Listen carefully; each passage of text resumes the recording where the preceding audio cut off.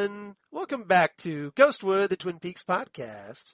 I'm with your co-host, Charles Skaggs, back in Ghostwood Forest for 2021. Here with my wonderful co-host, fellow Dune aficionado, and just all-around delightful person, Xan Sprouse. How you doing? I'm good, Charles. How are you doing? I'm doing all right. Getting settled in the new year. Things have been a little crazy, just little things like, attacks on the Capitol. Mm-hmm. Treasonous insurrection, threats to the inauguration, threats to our just established democracy. No big deal, right? Threats to our established democracy, threats to our safety, threats to the life of the vice president. Nothing big, right? No, what's everybody crying about? I mean, geez. Yeah, seriously. No. Considering the fact that we live in a capital city, I'm on red alert for this weekend and next Wednesday, for sure. Yeah, slightly. So, because here in Columbus, Ohio, needless to say, we're a little hot and high alert right now.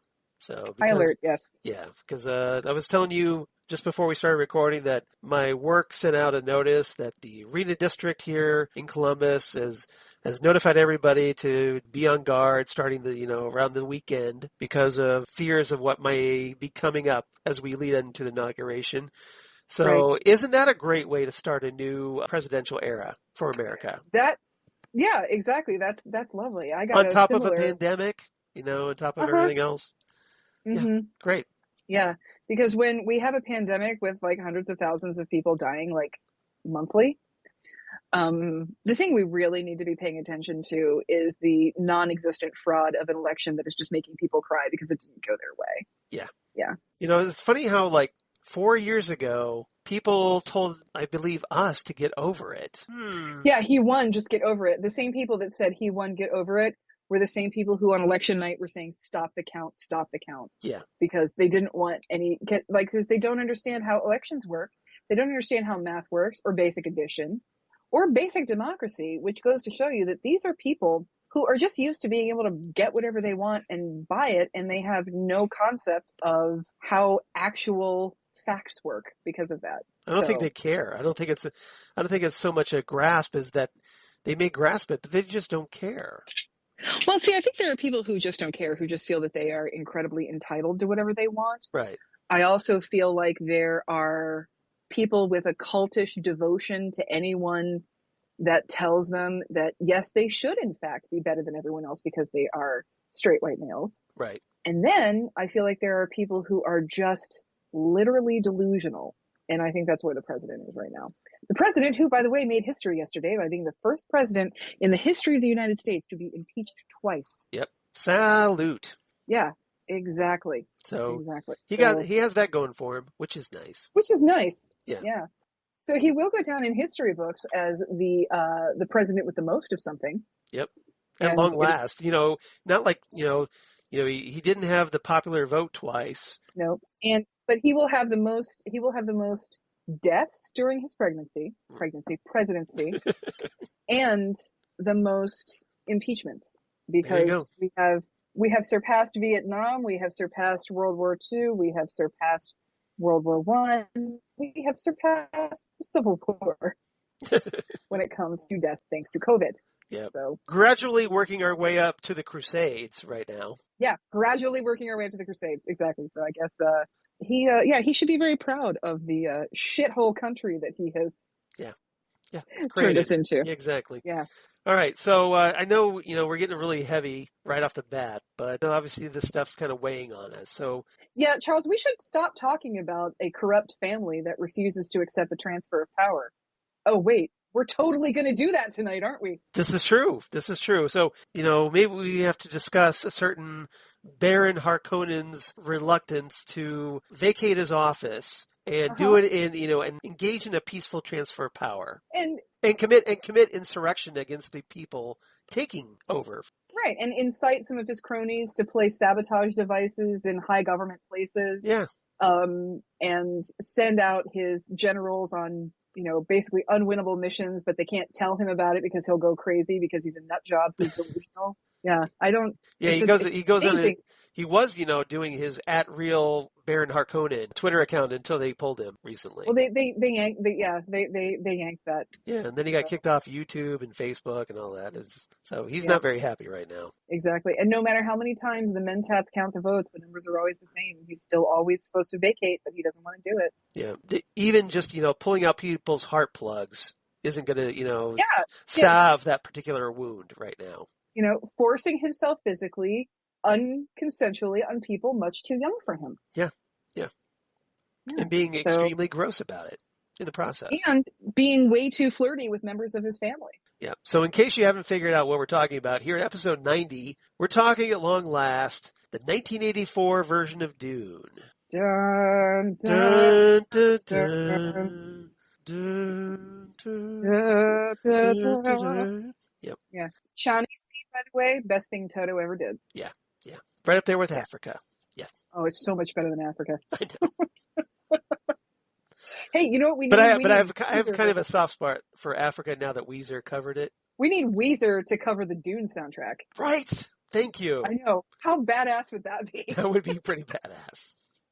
I am all in for that. You know how Weezer has different colors? This would just be the Weezer Desert album.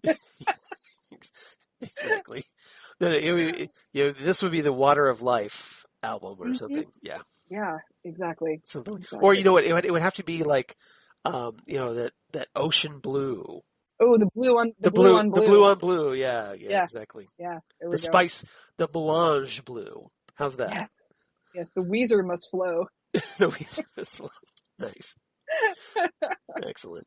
You like how we just kind of segue from like Trump through Dune into Weezer? That was great. That was fantastic. Well, that's the thing. I mean, that's what we do.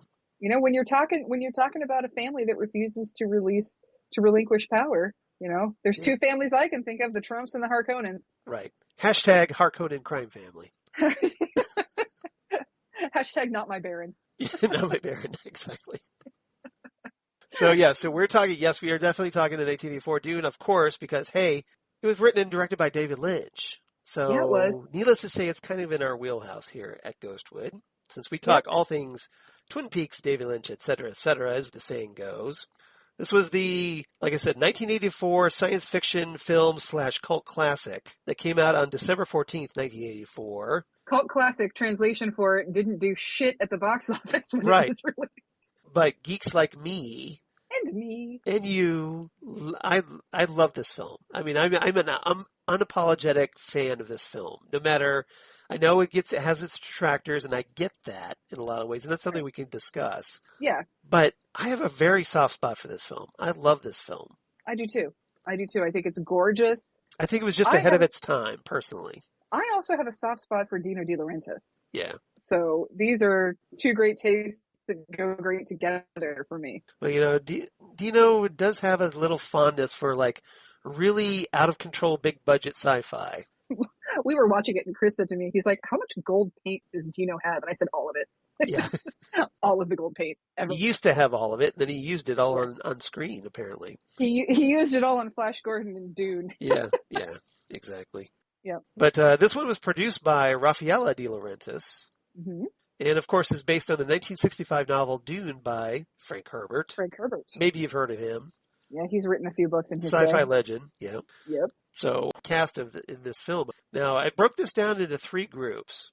Twin Peaks actors, mm-hmm. Lynch vets, David Lynch vets, who turned up in other films, and then just other actors. Mm-hmm. Okay. So Twin Peaks, of course, we have the introduction of the great Kyle MacLachlan. Heck yes.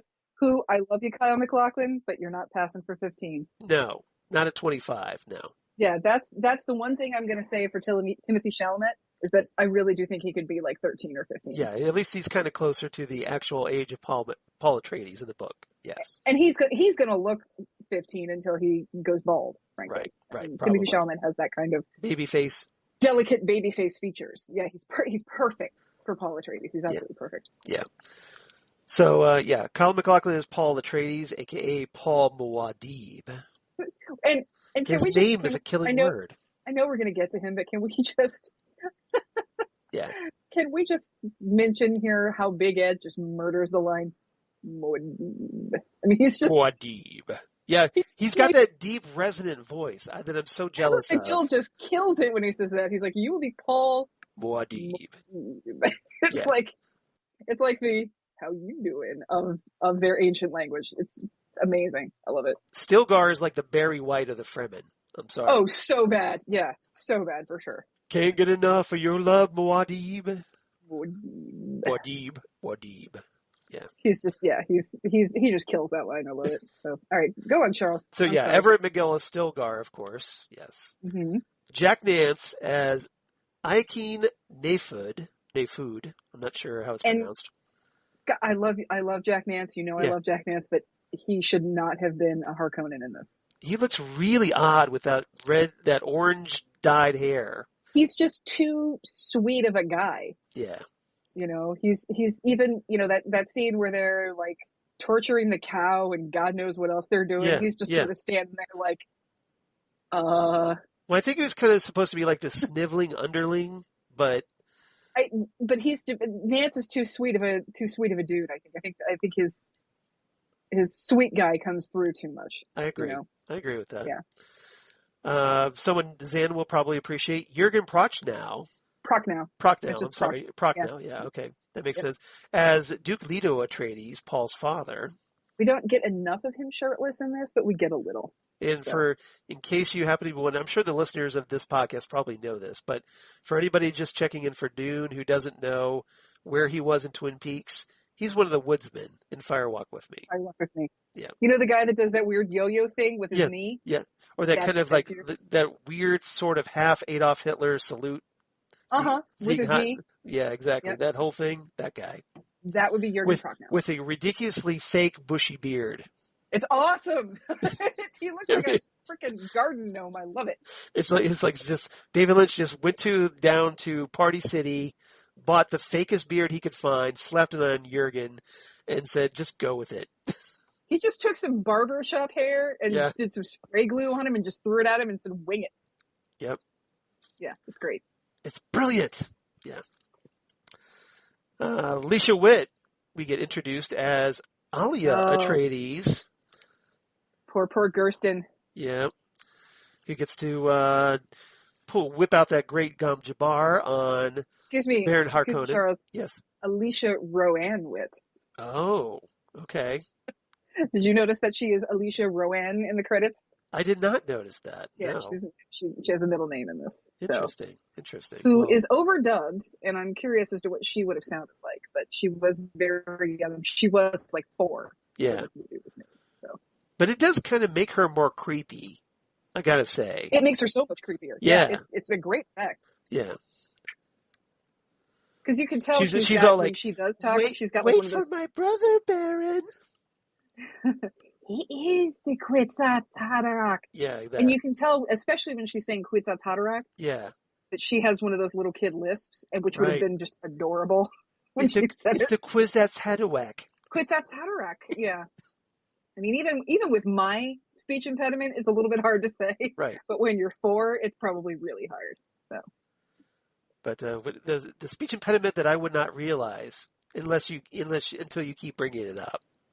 Now everybody's going to listen for it. Yeah, exactly. That's the drinking game. Yep, That's there you go. Drinking game. How long does it take for Xan to be talking before her speech impediment really shows itself? Your move, ghosties. Your move, ghosties. Yep. And then, of course, a certain David Lynch turns up as a spice worker. Yes, sire. That great line delivery that David Lynch does. Not wooden at all. It has our spice freighter. It got our carry-all. That's so funny. David Lynch vet. He's kind of yelling into that microphone, so he really sounds like Gordon Cole. A little bit. You remind me of a small Mexican chihuahua. This is the kind of spice that makes a guy wish he spoke a little French. Spice time. Massive quantities of this wonderful, wonderful spice. There you go. Perfection. That's it. That's the one. All right. I can't top that one. All right. David Lynch vets. Of course, the great Brad Dourif as Peter de Vries. Yeah. Yeah, so Brad Dourif once again chewing the scenery for all it's worth. Oh, With some really trippy hand gestures and everything. when you want a nut job, you get Brad Dourif, because he is so creepy and crazy, and he's just perfect for this. Yeah, as bad as maybe Jack Nance was for Knaveshood, I would argue that Brad Dourif is the complete opposite for Perfect. Piter. He's perfection. Piter DeVries, Yes. yeah. Piter DeVries is kind of like the Harkonnen family's Rudy Giuliani. I would say Stephen Miller. Okay. You see where I'm I'm going just with? thinking he's like he does the technical work. He's the mentat, so he does all of their like accounting. But I think Piter is smarter than Giuliani. That's why I would go Stephen Miller, because Stephen Miller is more Machiavellian. That's very true. Good point. Yeah. I was going to say Raban is smarter than Rudy Giuliani. Yeah.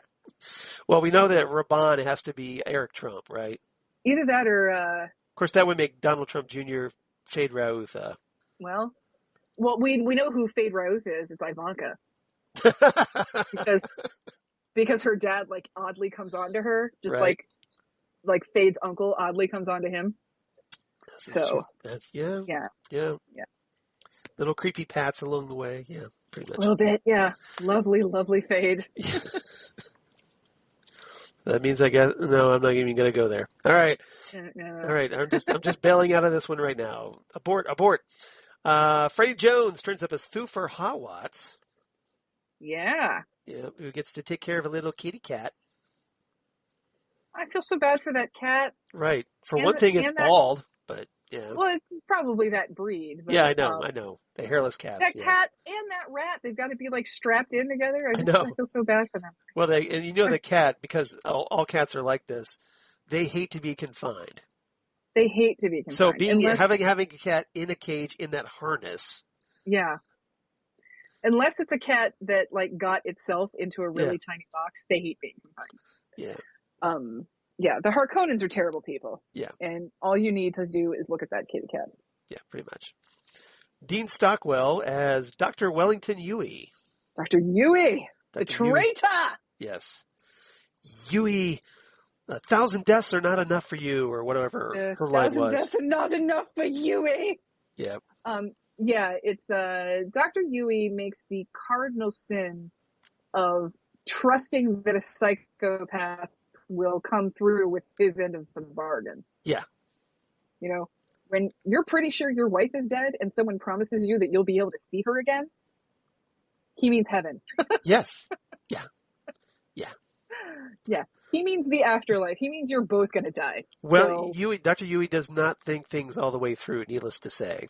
I mean, his whole revenge plan hinges on like, okay, I'm going to go. I mean, I know we're getting ahead of ourselves already, but like he's gonna essentially tear down the Atreides, the House Atreides. He's going to turn traitor against his Duke, and so his whole plan hinges on putting a fake tooth in Leto's mouth, so that he can, once he gets close enough to the Baron, he can bite down on that and spray him with that kind of cyanide or whatever poison. Yeah, it's like a cyanide gas type of thing, and the plan. And apparently, the plan would have worked if it weren't for the fact that the Duke was delirious from the previous amounts of torture he has endured. Yeah. So, yeah. Yeah. And the fact that the only reason he's doing this is because even though Huey completely screwed him over, Huey's promising to make sure that Paul and Jessica are safe. So which happens. Yeah. You know, because he does leave them the still suits. Right. When they get taken away, and so they're able to survive in the desert, which is where they meet Stilgar and his group. He does come through on that a little bit, but anyway. Other actors in this one I thought were notable. Francesca Annis as Lady Jessica, of course, who does a really good job in this. I really liked her in this movie. She's amazing, and I just love her. I think she's gorgeous, and I think she's a wonderful actress, and she is, in my opinion, the best thing about the movie Krull. Arguably, I would say that, yeah. Yeah, because she's the spider. Yeah, that's great. At the end, yeah. Freddie Jones is also very good in Krull too, but Francesca Annis is why you watch the movie Krull. Right. Well, there was, what's her name? I can't remember the actress's name. Oh, well. Oh, the bride in Krull? I can't think of her name either. Yeah, you know what I'm talking about, but yeah. I know who you're talking about, yeah, but I can't Yeah. think of her name. Yeah. Jose went on to star in Trilogy of Terror Part 2. Yeah. Which is hilariously awesome. Jose Ferrer, who is tangentially Twin Peaks related, right? Because he's the father of, Miguel Ferrer, a.k.a. Albert Rosenflower. Albert Rosenflower, yep. But he plays here Padishah Emperor Shaddam IV. The fourth, which is just greatness because of the name alone. Mm-hmm. The Emperor of the Known Universe. Right. Yeah. So how'd you like that on your business card? That'd be pretty amazing. But if you're the Emperor of the Known Universe, do you imagine how many business cards you have to have printed?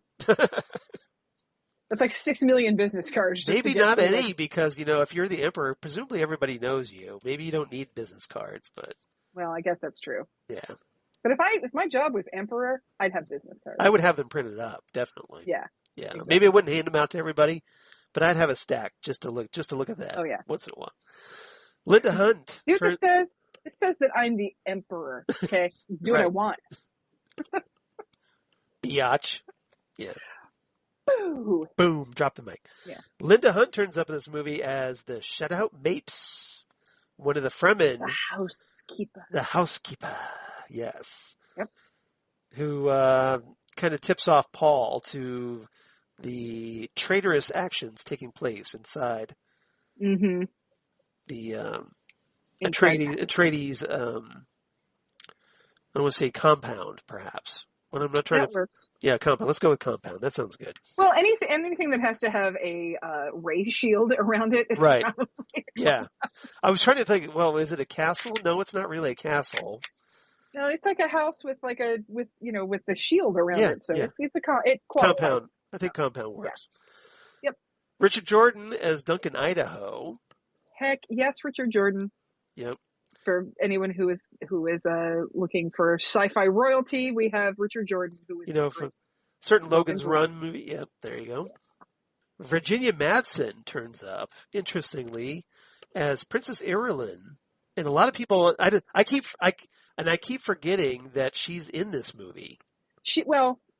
Especially if you watch the Alan Smithy version, you don't even hear her. No, because she gets cut out. Yeah, a lot of her narration is cut out. But yeah, Virginia Madsen is more horror royalty than she is sci-fi royalty to me because of Candyman. Yeah, but she's been in a lot of different things. I think she was on a. I'm only going to say that once because I am not pressing my luck this week. I want to say she was on a Moonlighting episode, if I'm not mistaken. I don't know, Scott Ryan, tell us. Maybe. Yeah, Scott Ryan, you should tell us about that if she wasn't in the episode. I'm vaguely remembering her in a Moonlighting episode for some reason. Maybe I'm not. Maybe I'm wrong. But anyway, I really liked her for all that we get to see her as Princess Irulan. Mm-hmm. Kenneth McMillan, of course, as the really gross Baron Vladimir Harkonnen. Yep. Yeah. And that it is Baron Vladimir Harkonnen, that encompasses his doom. And hopefully his makeup wasn't contagious. Seriously, that was disgusting. Yes, I read. Yeah. I read some reviews on this that I had never thought of before. That this story was seen as being very homophobic. I saw that. Because of being 1984, we were knee deep in the AIDS crisis, which our president at the time refused to even acknowledge for like another 3 years. I don't think that was intentional, though. I don't think it was intentional because, the Baron written in 1965, he's just he's gross and murderous. And I think that... I think somebody was overanalyzing that one, especially for the period. I think the biggest problem with him is that, yes, he is kind of a pedophile. Yeah. And maybe at the time in 1965, back when we still had Boys Beware. Right. The idea of a pedophile that is also a homosexual, because those are not... Yeah, there could be cross-confusion. I get that, yeah. Yeah, they're not interchangeable terms, but maybe back in 65 that would have been more shocking. Yeah. But another thing that they talked about were the open sores on his face, which people were comparing to the lesions of HIV-positive patients. Yeah. So I'd never thought about that before. I thought that was an interesting take on it. Yeah. Shan Phillips. Yeah, she's Welsh. I know that much.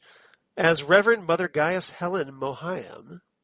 Oh, the Bene Gesserit witch. Yeah, who is uber creepy in this. So good. And place Yeah, your hand in the box.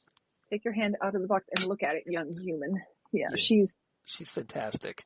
But she's definitely like, I mean, the Bene Gesserit Sisterhood is like any other, seemingly on the level cult type organization. Right. The Bene Gesserit Sisterhood has been manipulating bloodlines. Wait, excuse me?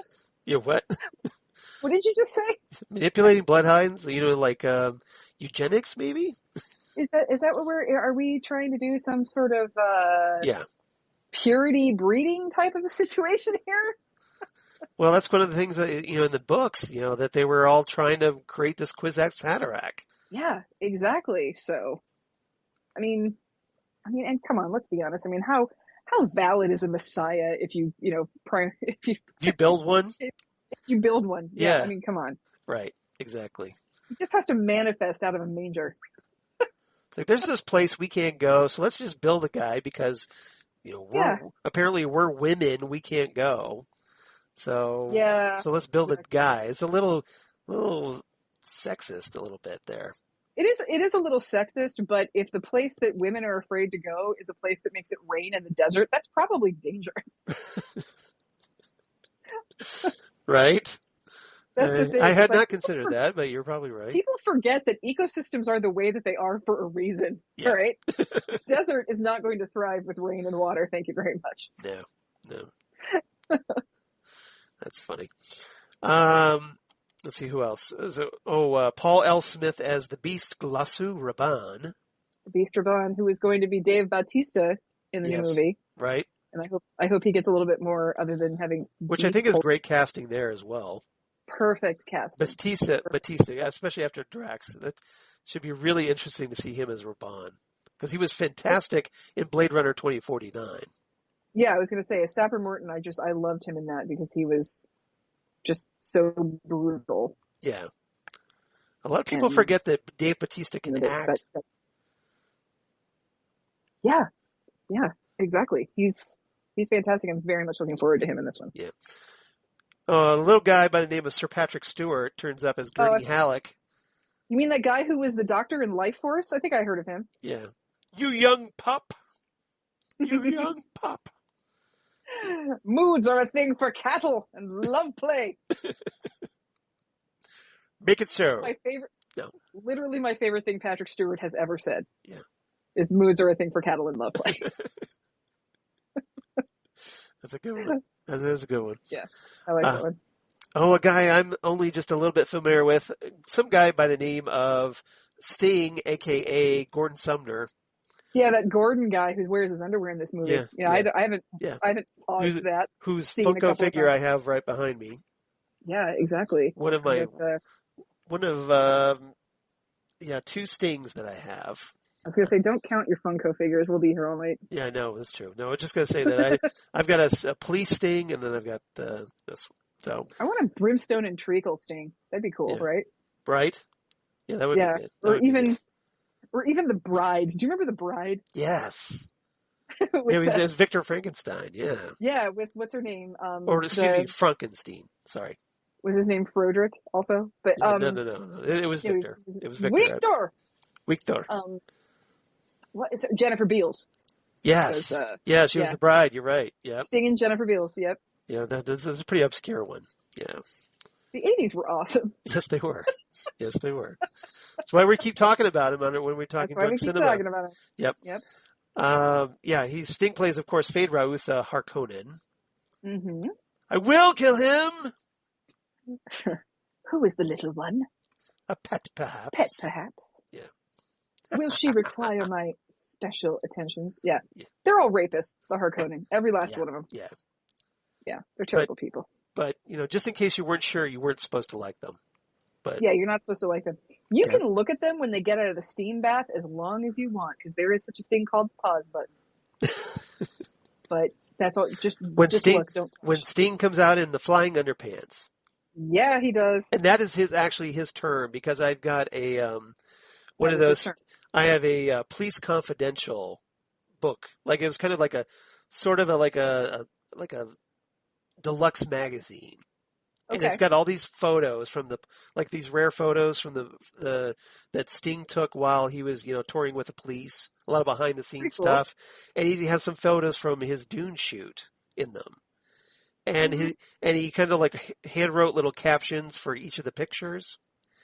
okay. And Flying then underpants. and he referred to like, here I am in my flying underpants. Because I've heard a lot of people just call it that, and that must Yeah. be where they got it from. Yeah, So probably. we got it from Sting. No He big got it deal. from Sting, yeah. Or he embraced it, one or the other. But either way, it's kind of cool. Either way, yeah. Sting is wonderful in that he just embraces, Yeah. the camp that he's done in Yeah. his film career. Well, he has fun with it. Yeah, he does. And I also respect Sting because, hey, he's a big Constantine fan. Oh, well, Because that's good to know. Constantine, or as the Brits like to call him, Constantine, Constantine. yeah, but was physically based on Sting. Oh, okay. When Alan Moore and Steve Bissett, John Toltman, Okay. created him in Swamp Thing, Saga of the Swamp Thing. Yeah, they physically based Aware him. of that. They physically based John Constantine on Sting. Okay. So they That makes two have sense. had this connection. So much so that Sting even wrote the foreword for DC's 20th anniversary or 25th anniversary Hellblazer collection not too long ago. That's right. He did. Yeah. That's right. Yeah. So pretty cool. Anyway, Yes. Max von Sydow, Ming the Merciless himself, turns up as Being the merciless himself. Yep. Dr. Liet Kynes. Max. Oh man. Yep. Love me some Max. Or, from Strange Brew, take your pick. Flash Gordon, Strange Brew, Dune. Any of it. Any of it, I'll really. Yeah, it's all good. It's all good. Max. Yeah. This movie is just full of hotties. You got Yeah. Sting. You got Max. You got Jurgen Prochnow. You got Kyle MacLachlan. It's just a never-ending cavalcade of hotties. And Sean Young, just hot off of Blade Runner as Chani in this movie. Uh-huh. Sean Young, who I adore. Who's also a bit old for her role, but now played by Zendaya. For her role, but, yeah, Zendaya's going to play her in the new movie. But I love Sean Young. I understand that she was a little bit of a crazy person, especially when she wanted that Catwoman role in Batman Returns. Yeah, no, I kind of get where she was coming from with that, but again, did she go in like Donahue, dressed in like a Catwoman, homemade Catwoman costume? Well, she did something like that. Yeah, she did, or she showed up somewhere in a Catwoman costume. Some talk show. What happened is that she had been cast as Vicky Vale. Right. She was originally supposed to be Vicky Vale, and she had a horse accident, if I recall. Horse accident. Yeah, horse accident, so she couldn't do it. And then the fact that they wouldn't even let her read for Selena Kyle, who, frankly, I think would have been a better fit for Sean Young, would have been Selena Kyle, was very upsetting to her. So she kind of went a little overboard with that. But all that being said, I think she's a great actress, and James Woods can go to hell. Oh, here. So yeah. We'll just say that about James Woods. He can go straight to hell. Pretty much. Yeah. All right. Hercules. Change the name he already to James. Is the devil. Change the name to James Wood High School. That's all I'm saying. He already is Hades. He should just go straight to hell. Yeah, pretty much. He's already there. Maybe we could set a hell trap for him and just watch him go, ooh, piece of candy. What is this, hair out? Yeah. Was my hair out? Hercules. Yeah. So I'm like totally dragging my feet on buying that Pez set, the Hercules Pez set. Right. Because I don't want to have a James Woods Pez in my house. Well, you could just like throw away the James Woods Pez. I know, but then that's not a complete set. It's like, do I hate James Woods more than I have that collector thing? Yeah. So does the OCD override the hatred for James Woods? When it comes to Pez, yes, it does. Yeah. So it's either all or nothing at all. Well. Yeah. Or, you could just kind of like cover it up. I suppose I could do that. Yeah, put it in timeout or something. Yeah, just put it back behind some things like I do the unwanted. The unwanteds. The Chick-fil-A cow that I keep hidden that I bought before I knew what Chick-fil-A was all about. Yeah. Well, that's a very honest confession you just made. Well, you think you're just going to go buy Pez, and then you find out a couple years later that they're horrible people. You just don't. Right. You know, Yeah.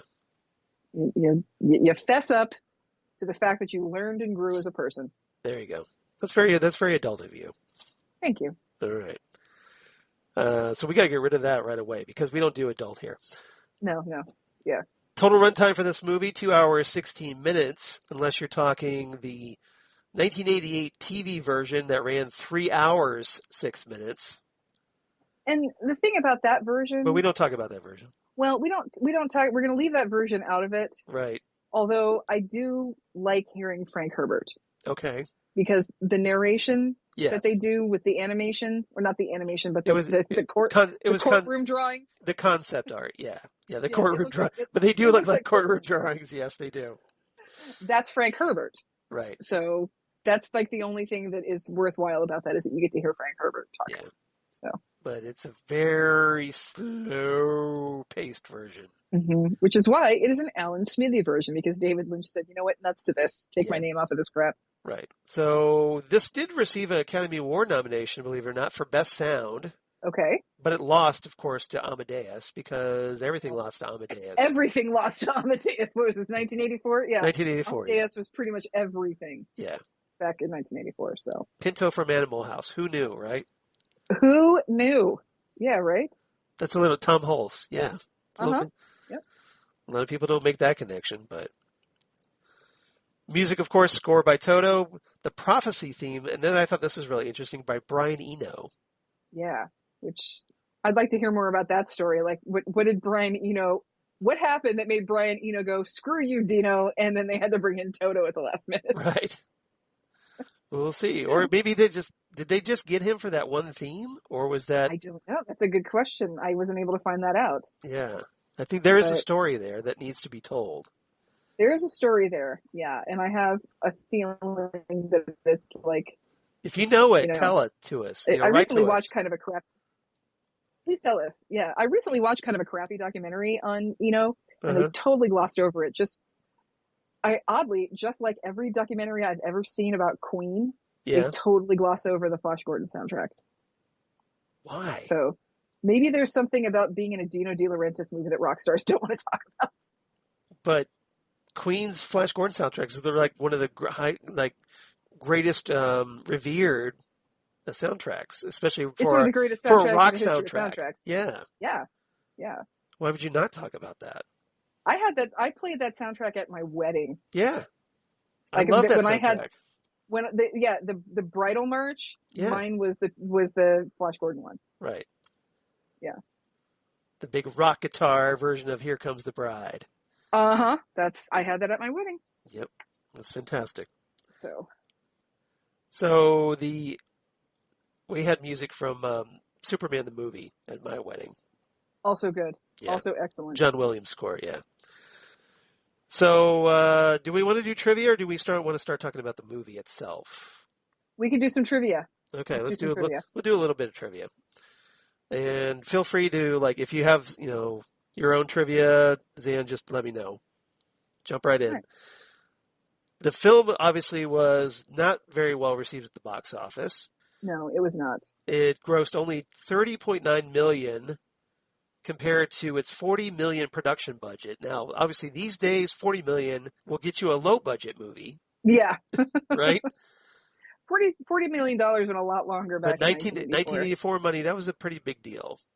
Mm-hmm. So studio execs obviously weren't very happy with that. It got savaged by the critics. No surprise because, well, hey, they hate science fiction anyway. True. There were some people that gave it some decent reviews, like, Vanity, not Vanity Fair, Variety had some nice things to say about it. Right. And there are some nice things to say about it, but I feel like this movie was one of those that was destined to not be good enough for anybody. Yeah. Now granted, this is a very rich universe, and trying to cram it all into 2 hours is very difficult. Yeah. One of the best reviews I ever read of this movie was they said that the one thing that it does is either it makes you want to read or reread the book, which is what happened to me. I saw this movie and then I read the book. Yeah, I did too. And this is such a beloved novel that it had to be completely and totally bananas for anybody to probably love it. And it went through so many possible directors. Alejandro Jodorowsky was going to do it, Right. and There's then a whole big documentary about his attempt. which is a fantastic documentary. I highly recommend watching it. And I guess they tried to get Ridley Scott, if I'm not mistaken. They tried to get Ridley Scott, but then Ridley Scott had other things going on. He wanted to do Blade Runner and some other stuff, so he wasn't able to do it. So it went through, when Jodorowsky bought the movie rights, it was like 1972. So he had these movie rights for a while. They expired. Then Dino bought them. Dino tried for a couple of other directors. Yeah, he renegotiated the rights, apparently, in 1981. That's one of the things I got down here. Yeah. And the thing, and even in Jodorowsky's Dune, Alejandro Jodorowsky talks about how when he was very heartbroken to see that this movie was being made and it was not him. Yeah. And he went to go see it and it was terrible. And he felt bad for David Lynch. Yeah, he didn't blame Lynch. He blamed the studio, didn't he? Yeah, he blamed the studio. He said that it's not Lynch's fault because David Lynch is a fantastic director. Mm-hmm. This was only David Lynch's third feature film, but he does a fantastic job. And I'll talk more about what I think is fantastic about this when we talk about that kind of stuff later on. Right. But he said that he blames it all on Dino. And I do think trying to cram all of this into one movie which is why Peter Jackson did such a great job with the Lord of the Rings trilogy, because he didn't try to do Lord of the Rings as one movie. Yeah. Yes, there's no Tom Bombadil anywhere, but still, he split it up into 3 movies, which is something had to go. Yeah. Which is what should have happened with his. Even his Hobbit was split up into 3 movies. Yeah, but a lot of people were like, "Well, why didn't you split up the Hobbit into 3 movies?" But this should have been at least 2. Yeah, should have been at least 2 movies. And I think that's probably why that Denis Villeneuve is doing that for his Dune version. Exactly, because the problem with this book, like I said, it's very, very dense. Yeah. And one of the bad reviews I read of this was that it's apparently, it expects everyone to know about the Dune universe before they see this movie. Right. One of the things go ahead. This movie was made for people who had read the book rather than people who were going to see the movie, because if you go into it, there is a lot of confusing stuff. They don't explain a lot of, who the Mentats are, why they have Mentats, why everything looks so primitive, who these people are, what the family feud is all about. They don't really explain a lot of that stuff. You just sort of pick it up. Yeah, you have to kind of piece together the backstory as you go along. Exactly. Yeah. Now, one of the things that was interesting was when this movie was originally released in theaters, and I remember this because somebody on my school bus told me about this at the time. Okay. Keep in mind, I was like 15. Yeah, I was going to say, you were probably I was a sophomore in high school. Yeah. Just getting ready to drive on my own. So just about. So apparently they went to go see Dune in the movie theater, and they handed out, when you went to buy your ticket, they gave you like a glossary sheet. They did, like of terminology and all that, and characters, and expect you to kind of look this over before, while you're waiting for the movie to start. Yeah. I mean, and when a movie gives you homework, some people get that, but not the general public. Yeah. See, I would have thought that would be awesome. Because, what a cool souvenir. I can take this home after the movie. Mm-hmm. Exactly. And it's, informative. So great. It's double win, right? No, but a lot of people, they're like, reading. Ugh. I'm at the movies. Why am I reading? Yeah, exactly. Yeah, the basic problem, I would say problem, but I would say, I guess, more hurdles that this movie has to overcome is, like you said, Xan, it's a very dense story. Mm-hmm. That's being packaged in 2 hours, 15 minutes, or 60 minutes. And it's also a David Lynch movie on top of that. It's David Lynch telling the story. So David Lynch telling this very complex story in a very limited time frame. Mm-hmm. That's a lot for an audience to a general, like a mass audience, the mass movie going public to really digest, I think. It is. Yeah, it's a lot. There's a lot going on here. Yeah. And frankly, for even for, I mean, this movie's going to be more the Denis Villeneuve movie is going to be more than most people are going to want to digest in the movie theater. Oh, I'm sure. There's a lot going on here. There's people that are going to be like, well, maybe they didn't see Blade Runner 2049 or Annihilation or what have you. Or The Arrival Or The Arrival, whatever. yeah, that's what I meant. Yeah. Arrival, yeah. Thank you. Or what else did he do? I'm trying to remember. I can't remember. Anyway. Yeah. But so it's only going to appeal to a certain audience anyway, I think. So, I mean, I'm guessing this will probably have the same reaction as his Blade Runner 2049 did. Which was not much different than Blade Runner. Yeah. 2019. Yeah, pretty much. Yeah, pretty much.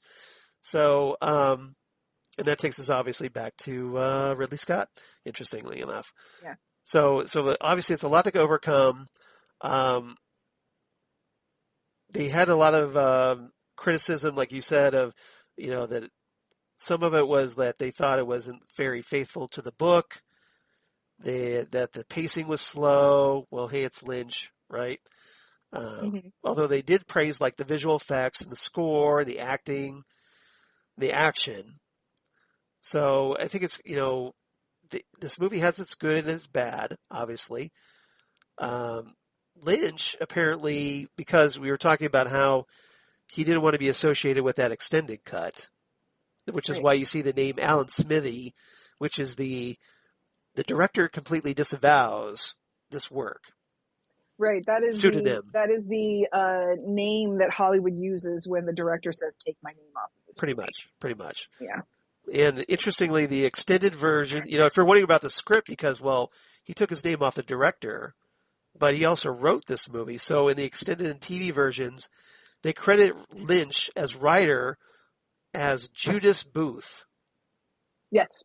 Yes, they completely take his name off of it and make a little, dig at him as well. Yeah, pretty much. They consider okay, we're going to name him after Judas and also, hey, Frank Booth, perhaps, or John Wilkes Booth. Yeah, maybe that's where Frank Booth came from. Maybe for Blue Velvet, because that becomes after this, right? Well, no, because Blue Velvet was before this. Before the 1988 television version that they did. Oh, I see what you're saying. Yes, you're right. Yeah. You're right. Blue Velvet was 87. Thank you. Yeah, I mean, I'm for whatever. I'm thinking about the original 1984. I'm like, 1984 was before Blue Velvet. No, the TV version was after that. Yeah, the Alan Smithy version was. It's so confusing. Yes. There's so much timey-wiminess, Charles. Pretty much. I should be okay with that, right? You would think. Yeah, you should keep up. Doing 6 years of a Doctor Who podcast, you think I'd be better with that? You think you'd figure out the timey-wimey? I've had a long day. I've been up since 7. Give me a break. So, yeah. So we talked about Dino. Yeah, he renegotiated those rights, and apparently, when he negotiated those rights in 1981 with Frank Herbert, they got the rights to do Dune sequels in the process that never materialized because after the first movie tanked, well, hey, all the plans for the sequels went bye-bye. Right, and David Lynch was gone, and to this day, David Lynch does not talk about this movie. He prefers not to talk about Dune, which is sad. But he also, he took a lot of David Lynch players with him that I don't think would have wanted to come back without him. Yeah. He specifically Paul frickin' Atreides. Yeah. It's kind of important, right? Yeah, he's kind of a big deal. Yeah. Lynch was reportedly working on the screenplay for Dune Messiah, so he was planning to do the next book. Which sucks. Which sucks because I would have loved to have seen that, but that book is not the best of the. I don't know. I thought it was adapted pretty well by Sci-Fi, considering. Yeah, it's just not my favorite of the books. Yeah. What do you call a 5-part series? A quintet? A quadrilogy. No, a quadrilogy. No, I'm sorry. Quintrilogy. Quintrilogy because. Okay. Or quintology because. Quadrilogy is 4, so quintology, I'm guessing. I don't know. All right, whatever. 5 parts. It's a 5-part thing, yeah. Or 6 parts if you count that final book, Chapter House Dune. No, we're not going to. No, by Brian Herbert. And, no, that was by Frank. That one's by Frank. Chapter House is by Frank? Chapter House is by Frank. Yeah, that's his last book, I believe. I don't think we do count that, so. Although I kind of, like I did like the prequels, the House Atreides, House Harkonnen, and House Carino books that Brian did with Kevin Yeah, Anderson. those are pretty good. Kevin Yeah. Anderson, I really like those. So yeah, but apparently Lynch was also at the time he was contracted to do if they did a second and third Dune movie, he would have done them supposedly. Yeah. So it's interesting that he would have at least tried to do more, I think. And let's see that Virginia Madsen said that she was originally signed for 3 films because the producers, according to her, quote, thought they were going to make Star Wars for grown-ups. Yeah, Star Wars for grown-ups. So that was their mindset. They're like, okay, the Star Wars is for the kids. So this is like, adult science fiction. This is the artistic. Whatever. Yeah. Yeah, right? Yeah. Yeah, and so instead of Star Wars, getting Oscars, well, we're going to make this, and then we're going to get Oscars with this. So yeah, I mean, didn't quite work out, but yeah. I find it really interesting. One of the things that came up in my research was that, and I kind of forgot about this, that Lynch was offered Return of the Jedi around this time. He was offered Return of the Jedi, but then he said, told Lucas, no, you do that. That's your thing. I'm going to go do this Dune thing. Yeah. Honestly, I think I'd rather watch David Lynch Dune than I want to watch David Lynch Ewoks. But how interesting would that be to watch? But see, that's the thing. That's Charles, that's a great what if. Like a David Lynch Star Wars film. How great would that be? That would be very. I think it'd be fascinating, even if it wasn't very good. But I really think that he would be better with something like a Rogue One or an Empire Strikes Back, something much darker. Yeah, I think so. I agree with that. Because like we've talked about, Charles, David Lynch is not all just, weirdness and backwards talking little people. David Lynch can do anything.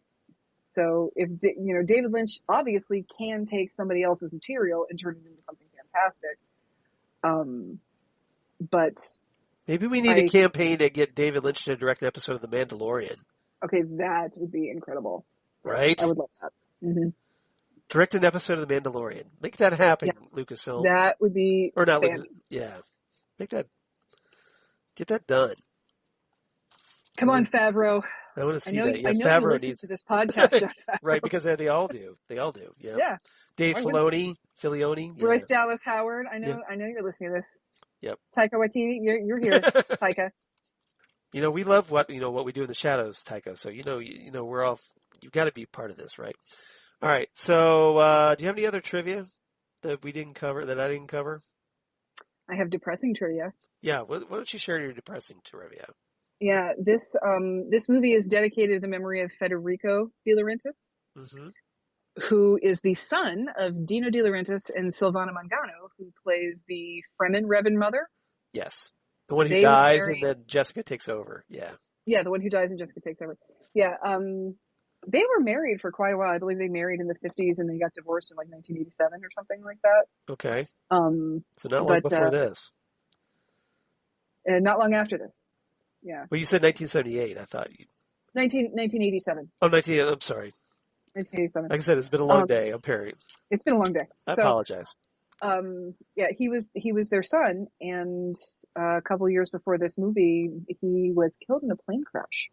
It's just horrible. So, it's terrible, yeah. So that is who Federico De Laurentiis is. Yeah. And that was my other trivia, that Silvana Mangano and Dino De Laurentiis were married. Yep, that's pretty good. That's pretty good trivia. So shame it didn't work out, and it's very terrible about their son. But yeah, it's horrible. Nobody should ever have to go through that. Parents should never have to outlive their kids. Nope.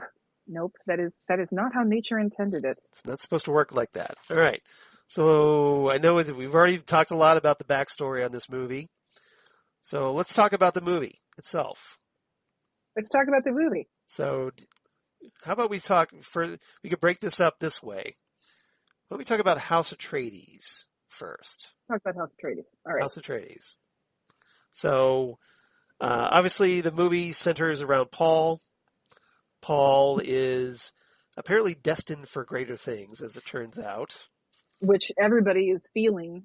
We've got the mining guild is They know something's up with him. The Bene Gesserit Sisterhood knows something's up with him. So everybody, he's the one to watch. Yeah. In 10,191. He's the it guy. He's the it guy in 10,191. Yeah. Yeah. He's people's sexiest Kwisatz Haderach alive. Heck yeah, he is. I could have told you that. Yeah, I guess you're kind of biased in that regard. All right. Granted. A little bit. Yeah. A little bit. So here in the year 10191, Paul is being trained by people like Gurney Halleck and his mentor, Thufir Hawat. And Duncan Idaho, his Duncan friend, Idaho, right. partner. And here's something that they don't tell you in this movie that would be nice to know, is that in this culture, this is kind of a post-apocalyptic culture. Yeah. Because they had like a Skynet situation at some point in their history. So yeah, we kind of get that in the monologue, in the Irulan's monologue. There was like the fall of these machine titans.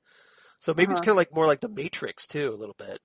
Like the Matrix or Skynet or something. Yeah. And so what happens is they abandon the concept of computers. So, which is why they have mentats. Mentats are human computers that do all of their equations for them. Right. And that's what Thufir Hawat is. That's what Peter de Vries is. And the spice helps them with that, which is why they're so. That's why their mouths are red. Yeah, that's why they have the darkened lips and whatever. And so essentially lips. they're like spice fueled brainiacs. Spice fueled human computers essentially is what they are. And I think that's one thing about this movie that we don't give David Lynch and honestly, there is the Dino-ness of the set design. Right. Glorious sets. Glorious sets. And they do a fantastic job of looking futuristic yet primitive, because you have those floating lights that follow you everywhere when you walk in another room, and you have the elegance of something like sealing your communication with your signet ring and sending it through a system of tubes, probably. Tubes. Like kind of like the internet. Yeah, it's full of tubes. Or Brazil, where you have all the ducts and everything. So you have all of that stuff, and then you have their shields, which are sort of high tech, but they're more of a physical thing rather than a analytical technology. They have the weirding way. They have those elegant, primitive, old-looking microphones when they talk on their radios. Right. That's what that's all about. It's not a stylistic choice. It's because this is a technologically advanced, computerless culture. Yeah.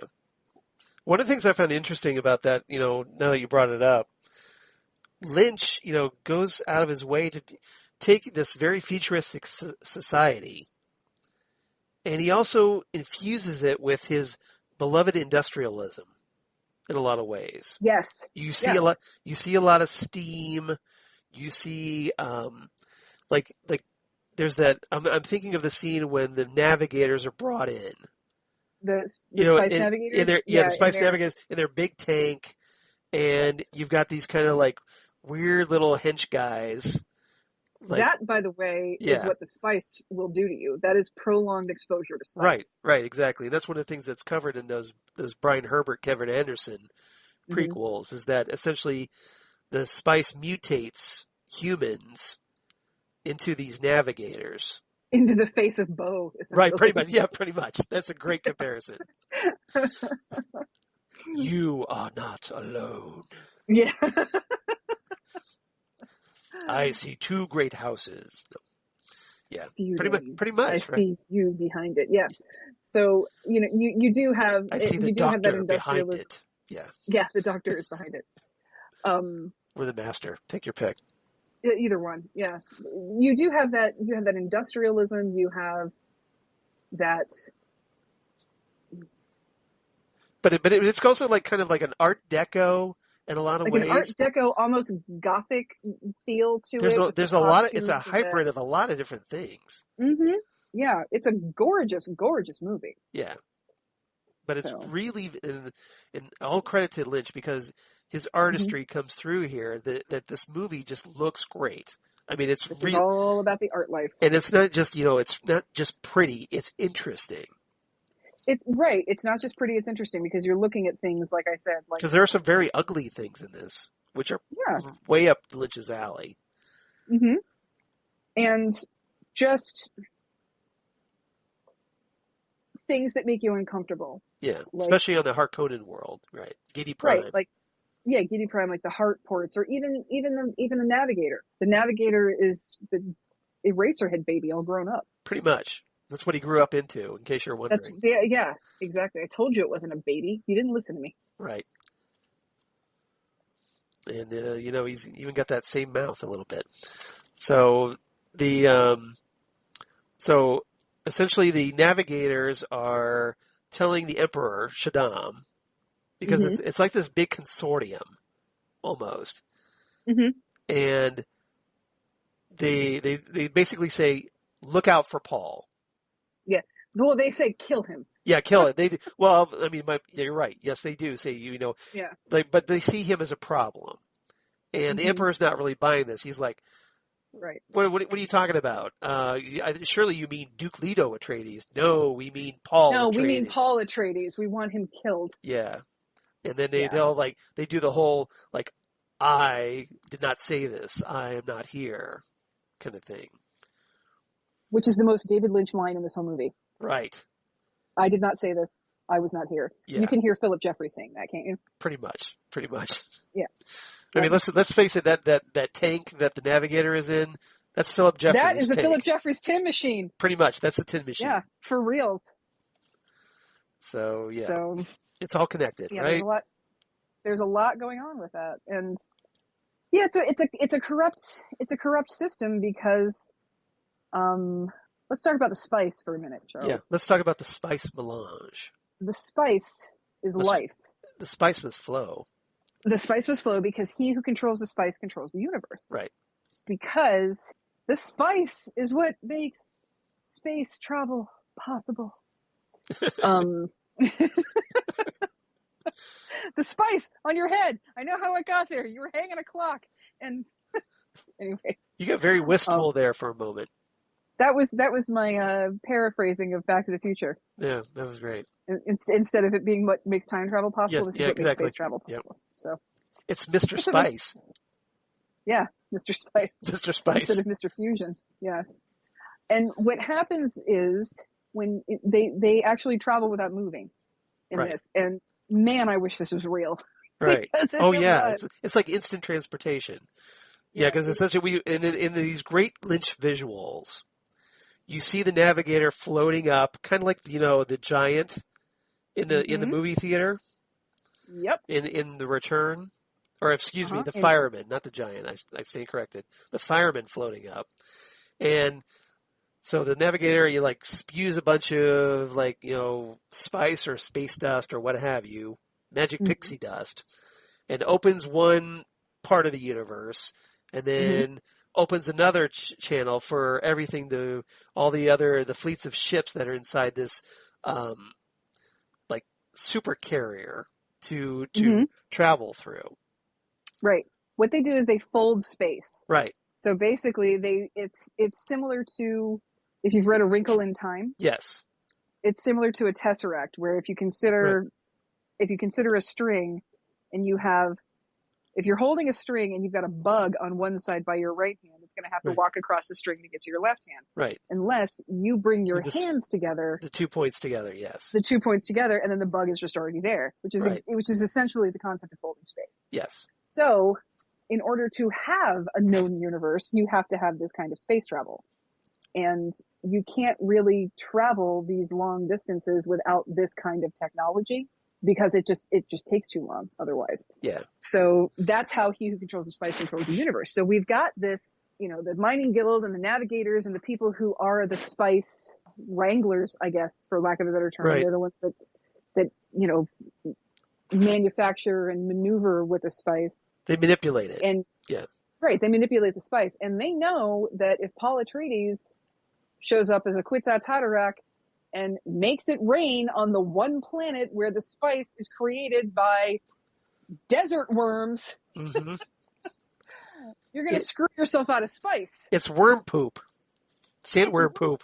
Yes, that is the whole movie we talk about what is the relationship between the spice and the worms. And it's like, no worms, no spice. It's a byproduct. Yeah, exactly. It's a byproduct of the worms. And just like the water of life is a byproduct of the worms, the spice is a byproduct of the worms. So, when they're talking the spice must flow, apparently it means like, the sandworms peeing, apparently. Urinating. Right, that's the thing. And they really have to urinate. King of beers. Heineken. But, Pabst Blue Ribbon. The worms, maybe when they summon the lightning makes them poop. I don't know what it is. Yeah, it's a whole thing. Worms. And you don't have worms if you don't have their climate. And if you make it rain on their climate, you're not going to have worms anymore. Yeah. So that's why they're so afraid. It's not quite the making it rain that you want. Let's put it that way. Exactly. No. It's exactly not what you want. And so they know that Paul is going to upend the entire universe with his power. He's going to be a greater power than they've ever seen. Right. The Bene Gesserit Sisterhood for 90 generations has been trying to manipulate this. So this is a long-standing legend of the Kwisatz Haderach. Right. This big prophecy and Paul is right at the center of this thing. As it turns out, after a test by the Reverend Mother Mohiam, and she becomes very suspicious because Paul was essentially unintended. Because she had told Lady Jessica, her protege, who was also in the sisterhood, that you're going to have a girl. And that's something that they can do. Right. Is they can manipulate that. So they can ensure that will be what happens. But Jessica was in love with Leto, and Leto wanted a son, an heir. So she disobeyed her sisterhood and gave him a male heir instead. Exactly. And I don't think she was thinking that she was going to maybe possibly give birth to the Kwisatz Haderach. I think she was just thinking, maybe we'll do this girl thing later, which they do. Right. Yeah. I want a boy first, and then we'll do the girl later. Then we'll do the girl later, and it's going to be very odd, but that's what's going to happen. Yeah. She's going to be one of those people one of those couples that I just want to complete the set. So we'll have a girl, we'll shoot for a girl next time. Yeah, exactly. Yeah. But so as a result, the Reverend Mother says, okay, well, you made this male heir. Okay, let's test him and see, I don't think it's him, but you never know. So she hasn't put Paul's hand inside this box, which essentially becomes this big mental. It's not so much a physical torture as it is psychological. And it's almost like the box projects the feeling that Paul's skin is burning off of his hands, and he's told that if he removes his hands, the Reverend Mother will stick him with this gum jabbar, which is tipped with this very cyanide-like poison. Essentially what's going on is that only a human can resist their impulses. The pain. Yeah. Well, it's not that they can't resist the pain, it's that they can resist their impulses and instincts to move your hand away. As a human, you can hypnotize me into thinking that my hand is on fire, but I can also look at it and realize, no, it's not. You're just messing with my brain. Right. And that's what's going on in the box. It's pain by nerve induction. They're making you think that that the flesh on your hand is burning off, but you have to keep your hand in the box to prove that you can control your instincts and your impulses. And if you can't, that's when the Gom Jabbar is going to get you, because the Gom Jabbar only kills animals, and animals, not humans. Yeah. Humans are the only ones that can be killed. Control that. Yeah. Right. So I love the way that the Reverend Mother describes, the pain that he's feeling, where she goes like, "You can feel your flesh crisping," Crisping, yes. which is like an amazing verb right there. You feel flesh dripping. It's Yes. like, oh God, so gross. Yeah, it was pretty nasty. Great visuals though. Great imagery. Right. So Paul passes this test, presumably, because Yes. no other male had, I guess, kept his hand in the box for that long. You mean they tried and failed? No, they tried and died. Yes, they did. Thank you. Which is another great line. I love that line. Yeah, that's a great line. Yeah. So Paul is now like, okay, so now Paul has the sisterhood. He's basically now hit the sisterhood's radar at this point. Mm-hmm. So at Which this is, depending on who it is maybe a good thing, maybe a bad thing. right. If it's Lady Jessica, it's perfectly fine. But if it's Reverend Rohayim, I don't trust her at all. No, and no way should anybody be trusting her. No. So the sisterhood has its own agenda. And while all this is going on, the Atreides are essentially told by the Emperor, okay, we're going to let you take control of Arrakis, the planet where, And Arrakis, Dune, desert planet, where the spice is produced, it is and put you in charge of the production. The only place in the universe that the spice is found. Yeah. Right, So this right. this is like the Middle East of their universe. Yeah, and the Harkonnens are essentially letting the Atreides come in. Well, they sort of get voted out. They get kicked out, but essentially they're, like we talked about, they're not accepting the outcome of the election. They're not accepting the outcome, and they refuse to, because Arrakis was stolen from them. Right. This was a fraudulent Arrakis. Hashtag stop the steal. Yeah, stop the steal of Arrakis. Stop the steal of Arrakis. Fraudulent. These are, the suicide bombers putting in the devices. Yep. I love you, but go home. Exactly. Yeah. Baron Harkonnen is telling the suicide, the people planning all the devices and all the threats. You're putting a sabotage device. Yes. Go home. I love you. Yes. Yeah, exactly. So that's what's going on here. Yeah. Proud Sadikar, stand by. Yes, stand by. Yeah, exactly.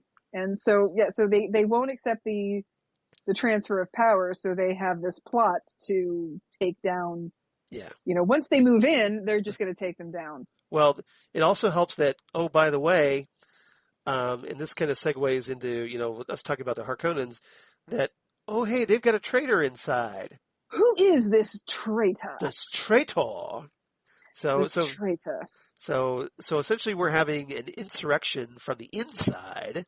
Apparently the insurrection was an inside job because the insurrection is coming from inside the house. Yeah, somebody knew what office to find the signet ring. Right, exactly. There were probably tours in advance. Yeah, somebody. The Harkonnens before the Atreides showed up, the Harkonnens were showing them around, going, you should really go here. He's like, you know what? These are just my patients that I'm showing around where I work. Yep. That's all. Yeah. That's all you should plant these devices here, here, here, and here. Here, here, here, and here. And there's my message. Yeah. Put some hunter seekers here, and We have hunter seekers, and we've got some people working on the inside that are heroes too, that make sure that the signet ring gets out. Right, and, exactly. And he also makes sure that they get still suits and the signet ring make it out safely. So Dr. Wellington Huey, as it turns out, is not happy about his wife being killed. He's essentially the Count of Monte Cristo in this. Ooh, that's a good comparison. I never thought about that. So obsessed with revenge on the Baron for killing his wife. Right. That he can't see the bad deal he's been dealt. Yeah, it's the exclusion of all reason, essentially. It's pure obsession. Yeah. And he's willing to do anything to get his revenge. Even so, he's basically throwing House Atreides under the bus just to get his revenge on Baron Harkonnen. I mean, he gets it. He sort of gets it indirectly. Well, Alia does kill the Baron. Right. So, but Yui didn't see that. And Yui had no idea that she was even pregnant, probably. no, Yui didn't see that. And Yui knew he probably wouldn't see the Duke do it either. But, yeah, Yui gets killed by Piter de Vries because anytime you make a deal with a psychopath, they will double cross you. Right. Did you not see The Dark Knight? Right. Curse your sudden inevitable betrayal. Yeah, no, I killed the bus driver. Exactly. Yeah, Well you played. cannot make a deal with a psychopath and expect him to keep his end of the bargain. If movies have taught me anything, it's that. Where'd you learn to count? Yeah. So, because of Yui's betrayal, Leto gets captured and killed, but not before taking out Piter de Vries. Yes, with the tooth. With the tooth. Remember the tooth. The tooth. Again, that's one of the neat things about this story with the, even their weapons are very deadly, but very low tech, like the Hunter Seeker. It just is a motion sensor. Yeah. And the tooth is it's essentially a poison gas pellet in the shape of a tooth. Well, what I found interesting about it, it's almost Shakespearean. Yeah. Oh, yeah. This is like I've poisoned his goblet, that kind of thing. It's an epic tragedy because you have the two houses feuding and the betrayal and the traitor. You got a little bit of Romeo and Juliet in there. You've got It's very interesting.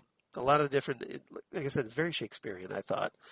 But so House Atreides has fallen.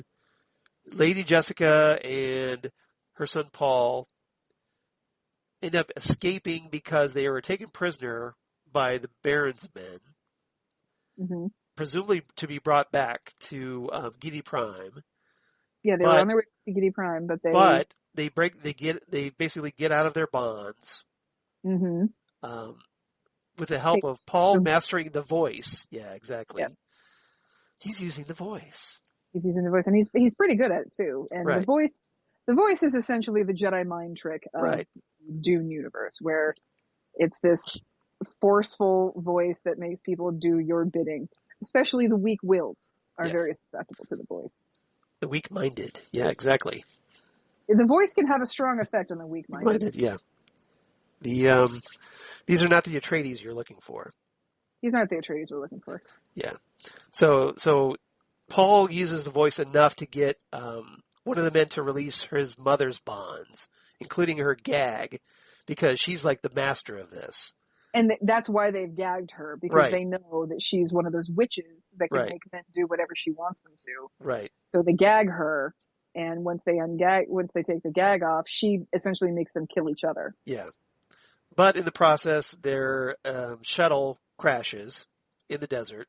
In the high desert, out in the middle of no freaking where there's gigantic sandworms that come at any sort of rhythmic vibration. Now, the good news is that Yui packed away some still suits that they can wear to help them survive in the desert. And they do have like a couple of thumpers and a few little supplies. Right. But essentially all they're doing is thinking of we got to get to this rock outcropping.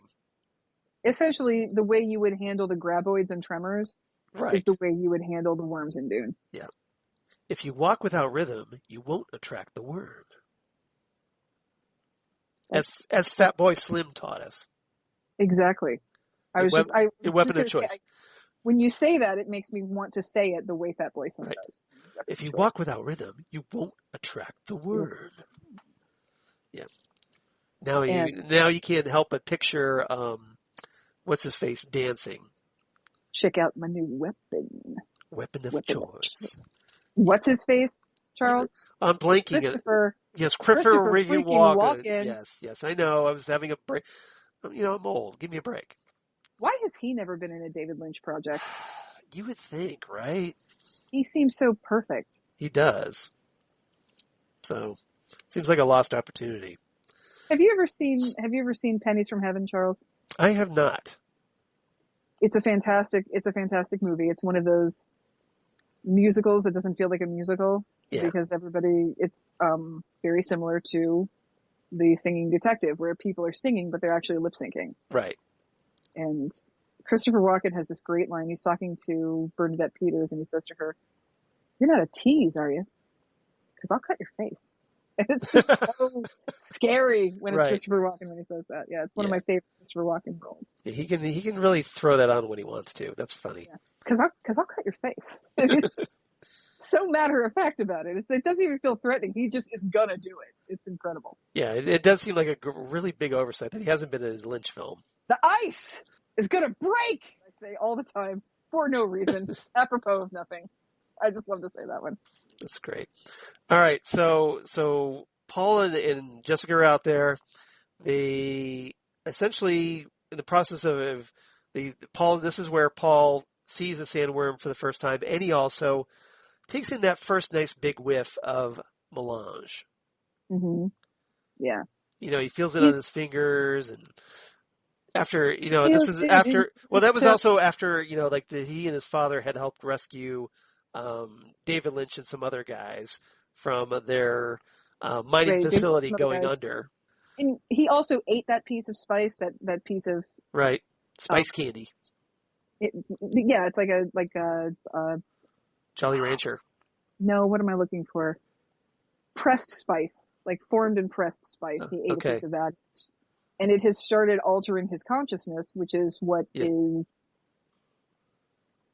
accelerating this process of him becoming Kwisatz Haderach. Essentially, the spice is jump-starting his visions and his whole evolution into this Kwisatz Haderach. Yeah, his Kwisatz Haderachery.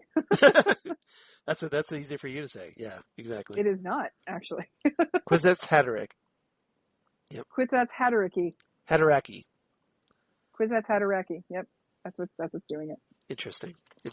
All right, so the Fremen show up at this point, which we have been given a little bit of information by Kynes. Yes, that the Fremen seem to be this fringe people, but there's lots of them. Yeah, apparently there's more than anybody realizes out there. Right, but this is a planet. These are the people that actually run this planet, not anybody who pretends to as a order from the Emperor. Yeah. This planet is run by the Fremen. And apparently Duncan and Kynes are like, you guys should, make friends with the Fremen. Like totally make friends with the Fremen. Totally make friends. After Kynes and Duncan are killed, the one who gets away from the Harkonnen insurrection is Gurney Halleck, and he basically becomes one of the Fremen. Yeah. Well, for a long time there, he's kind of like off on his own. Mm-hmm. He's kind of like almost like a scavenger or some kind of I don't want to say. He's Mad Max, basically. Exactly. He's out there in the wilderness, essentially. And it's kind of funny because like Patrick Stewart's got his, he's got his. He's balding, but he has this like really long mullet thing going. He has a mullet, yeah. He has a still suit and a mullet. It's really badass. He's got a Picard mullet going on. He does, yeah. It's pretty impressive.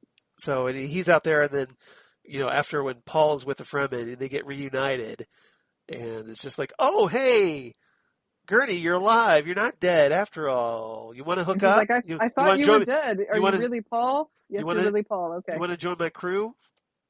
Yeah, let's do this thing. Yep. Let's ride this worm, baby. Let's rock.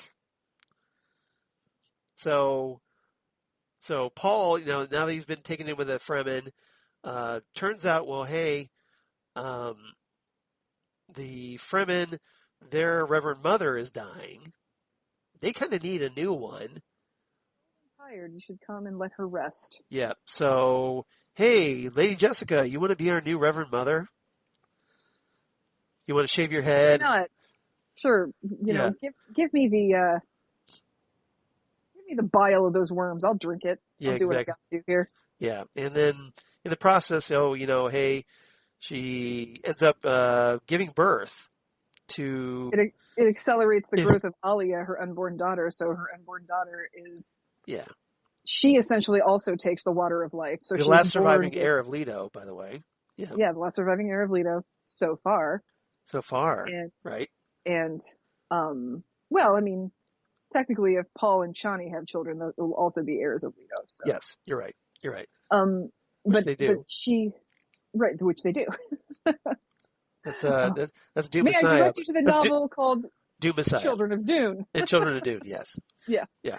And so, Alia is sort of born with the knowledge of every Reverend Mother that's ever come before her. Yeah, so apparently because she was, in utero on Arrakis. You know how they tell you in health class that whatever you drink or smoke, your baby drinks or smokes? Right. This is pretty much what It's happens. exactly what they're talking about. Yeah.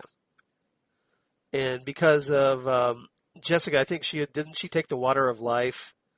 She takes the water of life to become the Reverend Mother. So yeah, so in the you process, drink worm bile, yeah, your unborn child drinks worm bile. Yeah, exactly. So now, Alia has all this knowledge coming out of the womb. Mm-hmm. Exactly. So she's already preloaded, apparently. Ready to go. Ready to go. Yeah, she's plug and play. Yeah, she's plug and play. Plug and play. Pretty much. Yep. So even at the toddler stage, when she should be behind a baby gate, she's got the full capacity of a Reverend Mother. Yep. Which is pretty interesting. Exactly. So Paul, meanwhile, is still keeps taking in those spice, breathing in that spice, having more visions, really coming into his own. He essentially steps up and organizes the Fremen into this massive fighting force, this insurgent army, essentially. Yeah, exactly. Their resistance, almost, in a lot of ways. That they kind of lead their own little guerrilla-style warfare against... They're essentially going to take back their own planet. Yeah, and so they kind of... lay siege on the Harkonnen troops, and and they basically sabotage all these facilities around Arrakis to slow down spice production, which is now being overseen by Raban. And it is not going well. No, it's not looking good for Raban, and because essentially now that the spice production has flowed, everybody's looking over at the Harkonnens like, "What the hell are you doing? You took things back over, and now this happens." Well, because the one thing that Paul Atreides has been being taught, and that the Fremen are also aware of, is this new kind of fighting called the Weirding Way, which is sound-based. You have a weirding module that basically amplifies your vocal tonal sounds into a weapon. Yeah, weaponizes it. So you can have as many guns and stuff as you want, but they have these weirding modules that just by essentially yelling at something, they can break through the hardest stone, the strongest steel, whatever you've got. So they are just kicking Raban's ass across the desert and back. And he's doing everything he can to make sure Uncle Baron doesn't figure it out, because he knows that his heart plug is on its way out if the Baron finds out that he just cannot handle the Atreides and the Fremen. So, everyone has one here, Thufa. Everyone has one here. Don't feel bad. You're gonna come in. You're gonna get a heart plug. It's gonna be great. It's gonna be great. Mine's the biggest. Mine's huge. Huge heart plug. So the Fremen are being trained. Paul trains 100 of the greatest warriors, and they in turn will train the thousands who follow. Yep. And it's like a whole pyramid scheme going on. Yeah, it's like a whole Ponzi scheme of warriors. Yeah. But what we find out when Paul... It's like the Melaleuca of warriors. When Paul fights Feyd to the death, we find that he's able to wield the Weirding Way without a module. Right. Just his voice. Uso no longer needs the Weirding module. And his name is a killing word. Yep. All he has to do is say his name, and Sting will crack open at the chest. Yep. He just pops right open there, don't you know? He just pops right open. Yep. Just like that. Are you talking about that little bass player that got murdered? Oh, that's hilarious. I like to paraphrase all Yeah. of my David Lynch quotes to make them relevant to each other. That was magic. The interconnectedness of all things right here. That was just magic. You know, he's got a knife under his jaw, Yep. paper in your fingernail. It's kind of the same thing, right? Yeah, no, it's no big deal. Right.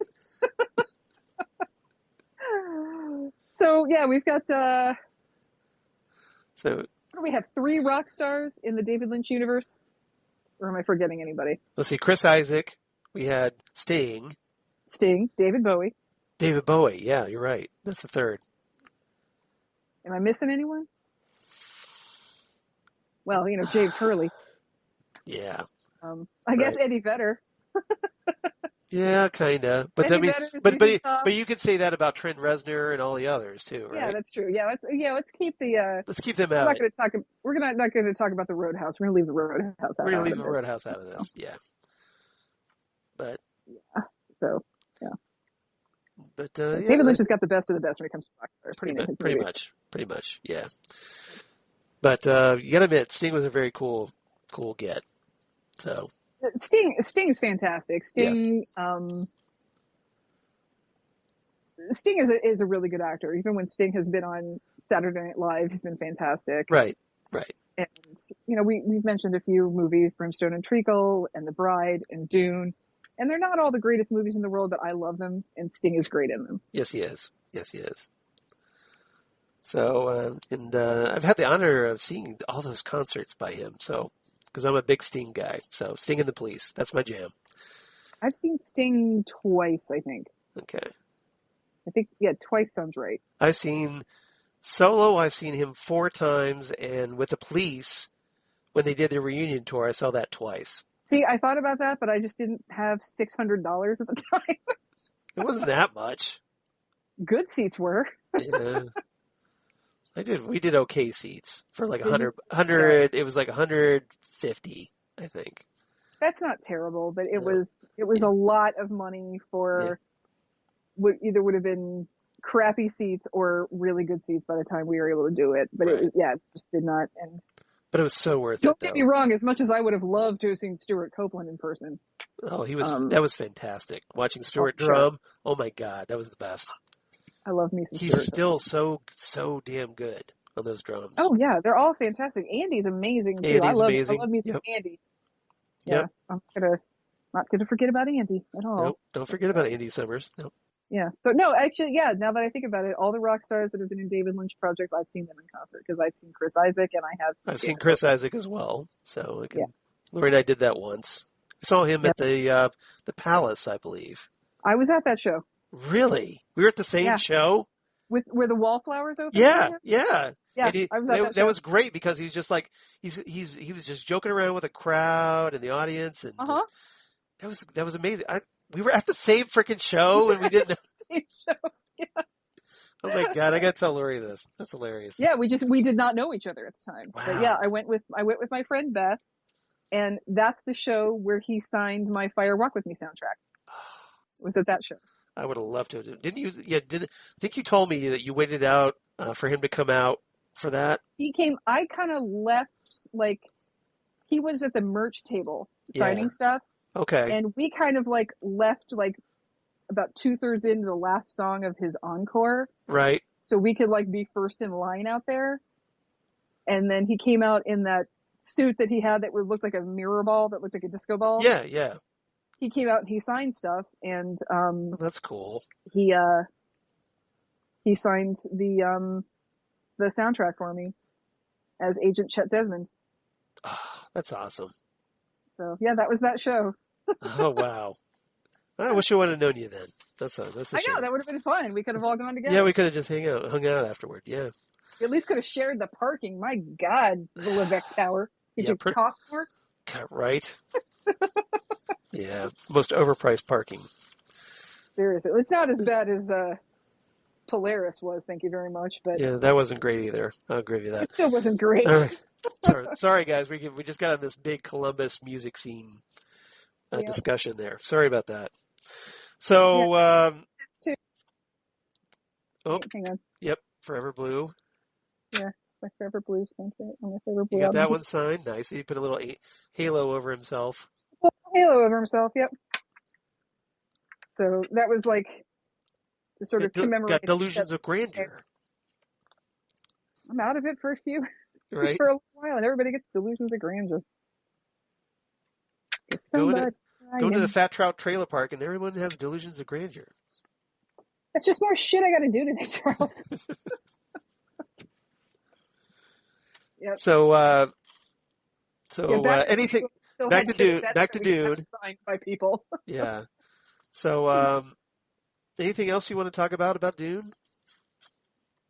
Well, so we talked about. I know we kind of skipped around there a little bit, but. Well, we talked about the Atreides. We talked about the Harkonnens. Did we talk enough about the Fremen, do you think?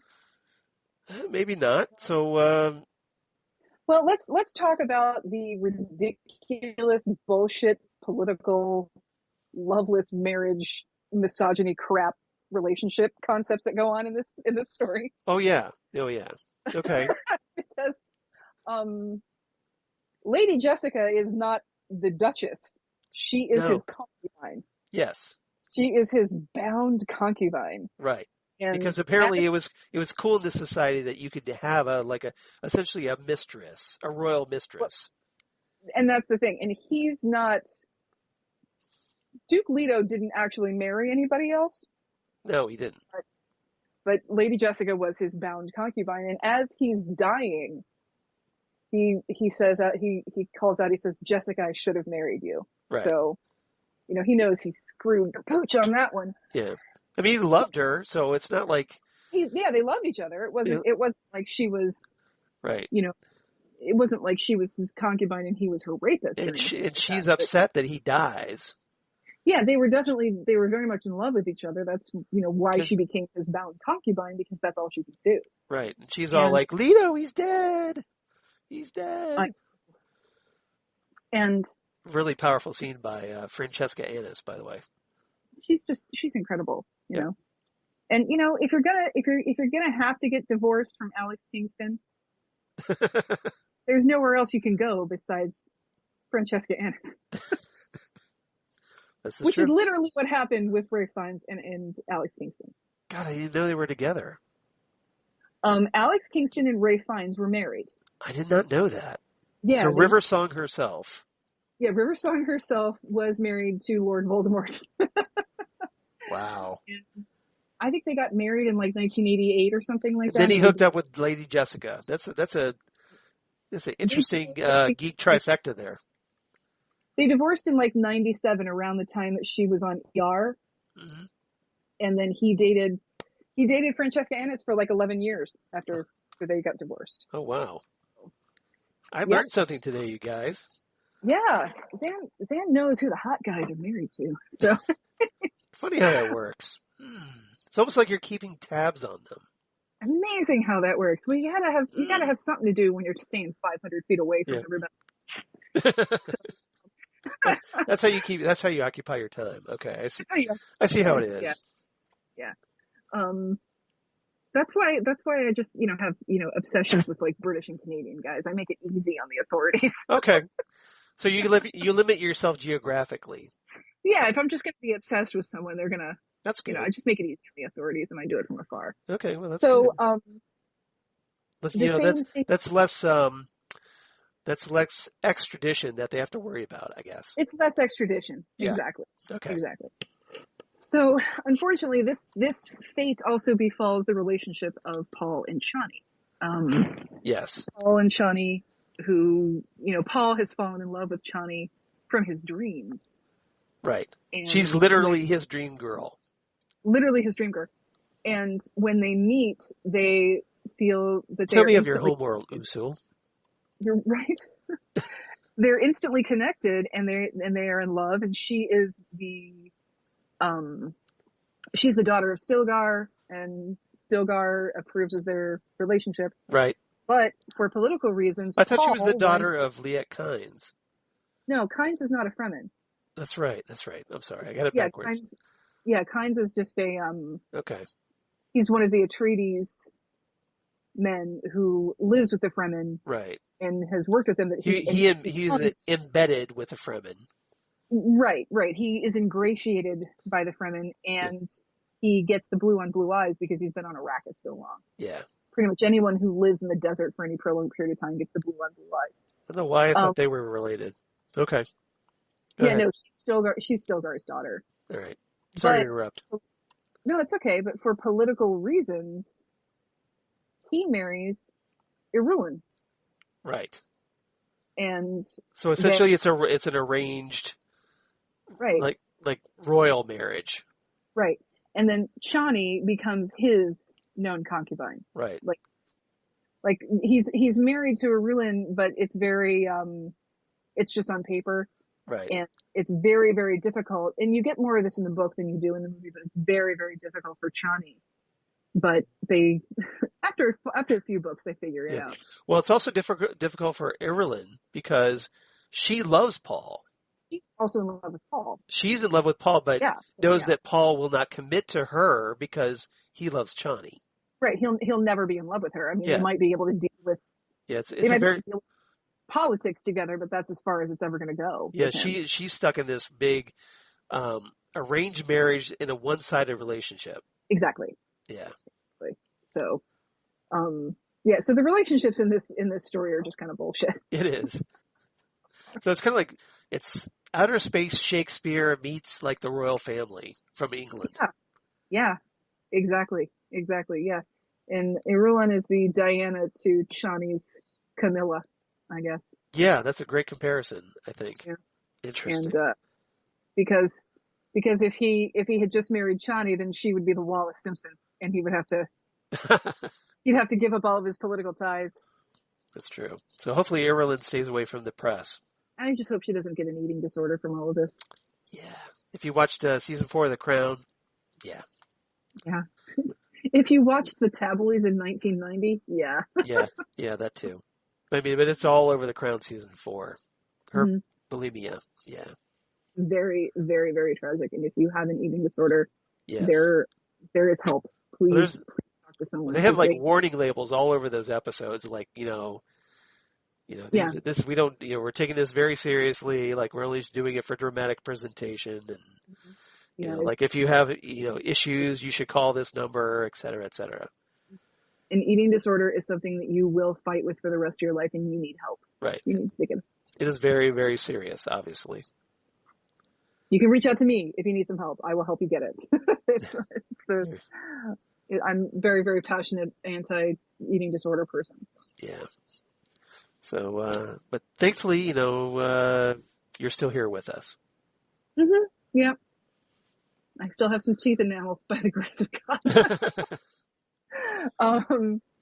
So you got all these arranged marriages going on, and people aren't in love with the people they want to be with, or people can't be with the people they're in love with. Yeah, right. It's it still has some. This is not exactly the most advanced civilization emotionally or anything like that. So no, I mean it's obviously not. It's not. There is a certain inherent misogyny, I think, to the concept of dukes and concubines. Right. But also keep in mind this novel was written in 1965. Yeah, but we'll let it slide, being a product of its time. Right. But that's the thing. You don't let products of their time slide. You discuss it, and you discuss why it was okay at the time. Right. You have to put it in its context. Yeah, you have to put it in perspective, and you have to discuss, okay, why did this happen? Yeah. And that's why it happened. So. You'd be kind of curious to how the story would be rewritten today. Mm-hmm. Mm-hmm. And maybe we'll see a little bit of that with Denis Villeneuve's adaptation. Well, I almost hope he doesn't, because you want it more faithful to the book? Faithful to the book, and like I said, I feel like we need to have this kind of conversation, because if we sugarcoat what the past was like, right, then we can't learn from it. If we censor the past, we can't learn about why this is right a misogynistic situation.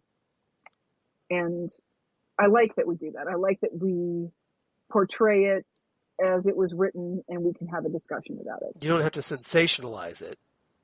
Right. You don't have to, just because you portray something doesn't mean you condone something. Right. Exactly. You can do films about the Holocaust And not condone the Holocaust. Exactly. Right. Exactly. But if you were to say something like, I don't think anybody should read Dune because the relationships are misogynistic. Right. Then I think you're doing yourself and everyone around you a disservice, because you can't learn about what that means, what that feels like, what that looks like, how it takes shape in a culture, how it takes shape in pop culture. So I think we should discuss it. And if it were written today, maybe it would be the Duke and Duchess Atreides. That's true. That's true. Lady. So who knows? Yeah. Maybe she wouldn't be a royal concubine. Or maybe if it was written today, they would talk about how she was his concubine because she is part of the sisterhood, and the sisterhood can't marry, blah blah blah, all that. Right. Kind of yeah, they would give it a reason why they couldn't get married. Yeah. Yeah. Right. That makes sense. Something less political, I suppose. All right. So, anything else that we didn't address? No, just other than to say, if somebody's mean to animals, they're a horrible person, and stay the hell away from them. Right. Exactly. Yeah, especially to cats and cows. It's, even if they're like little insects in little squeeze bottles. If they drink those little insects in squeeze bottles, they're probably a terrible person. Right. All right. So I know, right? Over there in Harkonnen Tower. Yeah. The city of New York wants to take Harkonnen Tower. Right. They want to take the name Harkonnen off of the tower. Well, the Deutsche Bank, or I should say the Deutsche Bank is coming to collect. Yeah, I say it's more. Yeah, it's probably the Landsrad Bank. Is coming to collect on Harkonnen Tower. Yeah, Harkonnen Tower is finally going to have because apparently the Harkonnens have ran up this ridiculous amount of debt. Like $316 million. Right. Yeah. Yeah. They're not Lannisters, so they're going to have some hard times. We'll see. Paying this one off. We'll see. Maybe we need a new Dune movie now, besides Denis Villeneuve's version. I don't know. Sometimes I feel like yeah, we're living in a Dune movie apparently.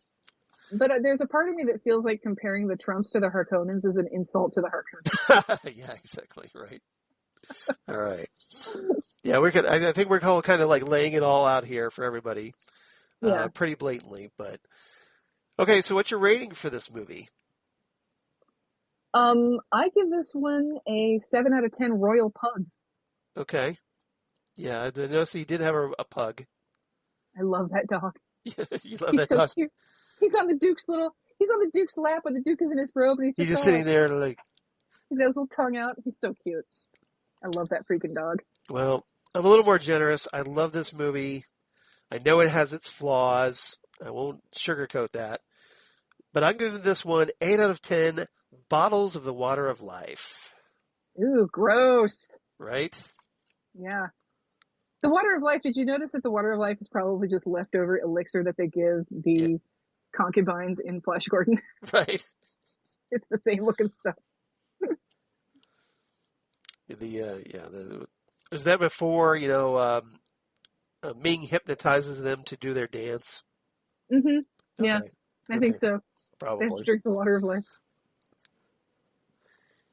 Dale has taken the water of life. And that works as a reference on so many levels. Right. Yes, it does. Yeah, it does.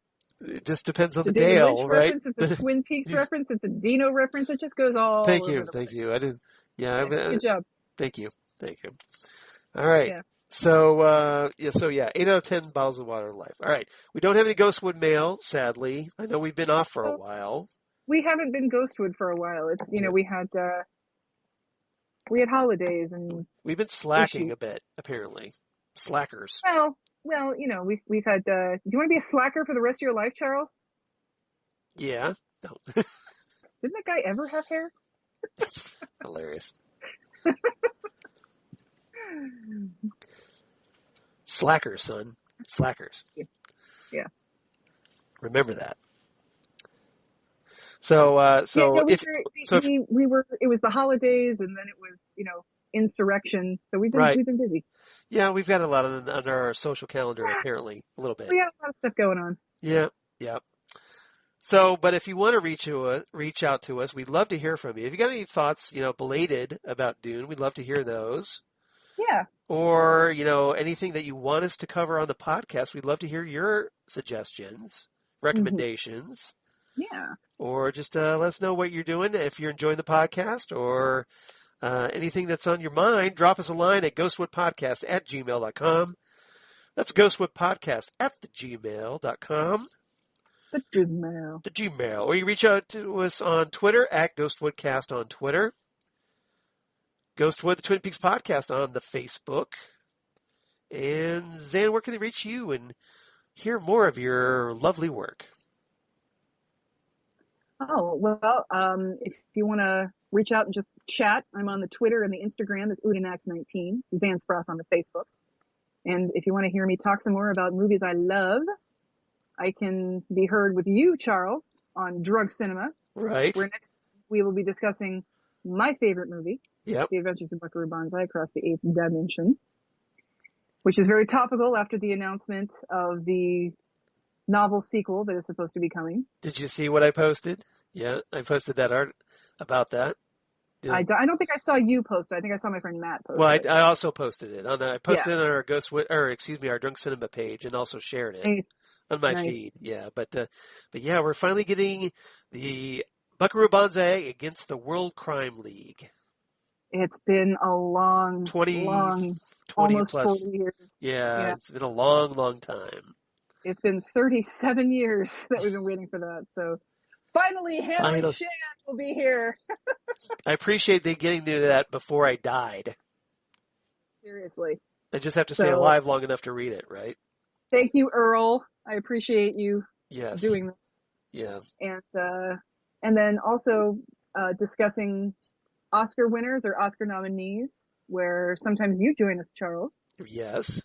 And I did recently this week. You did recently on our Patreon special of Empire Strikes Back on Gold Standard, the Oscars podcast.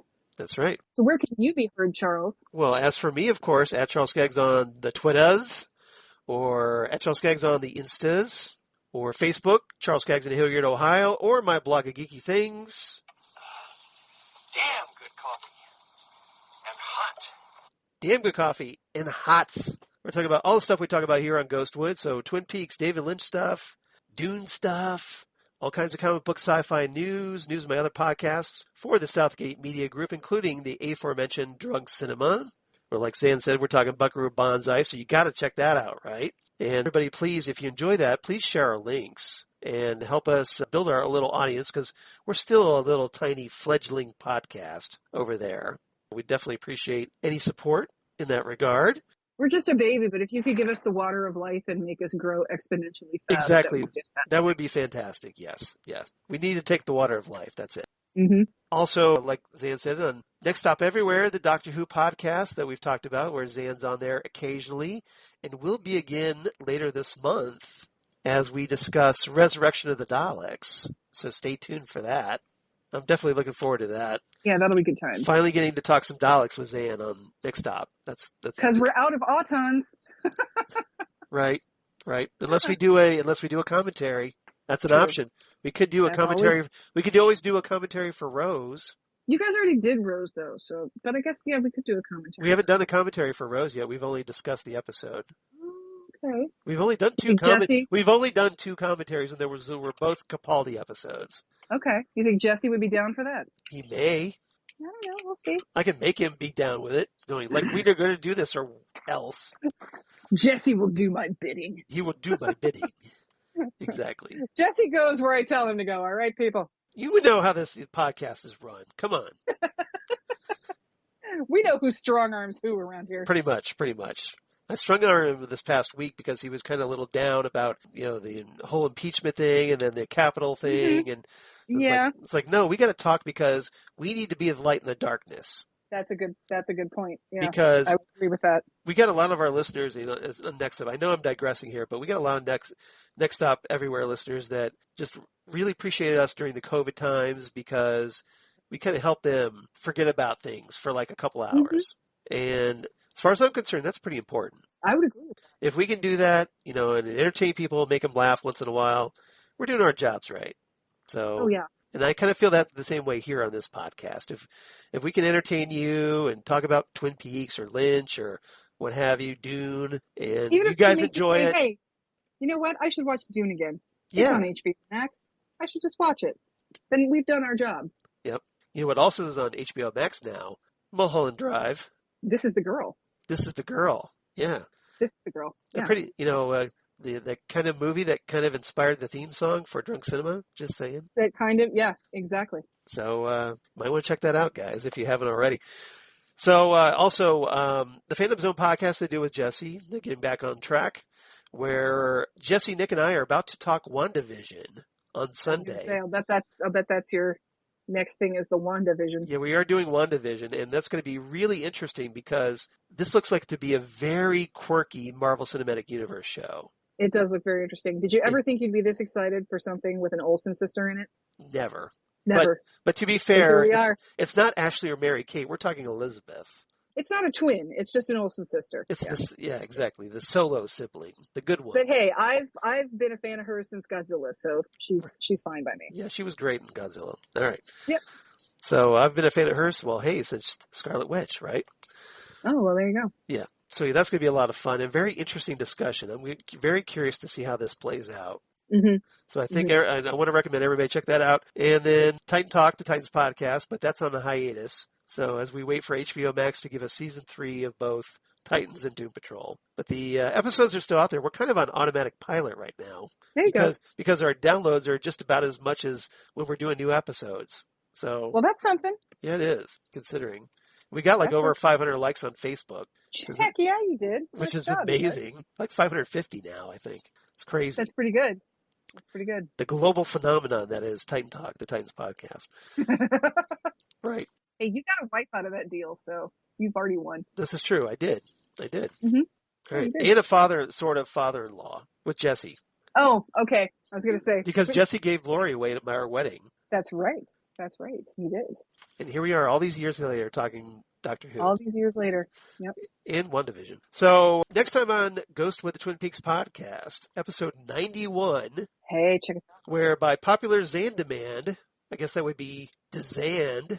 Yeah, by popular demand. By popular demand, we're going to I just invented a word there. Because Charles, did I ever tell you that this movie represents my individuality and my belief in personal freedom? Right.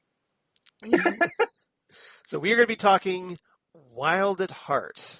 Lula!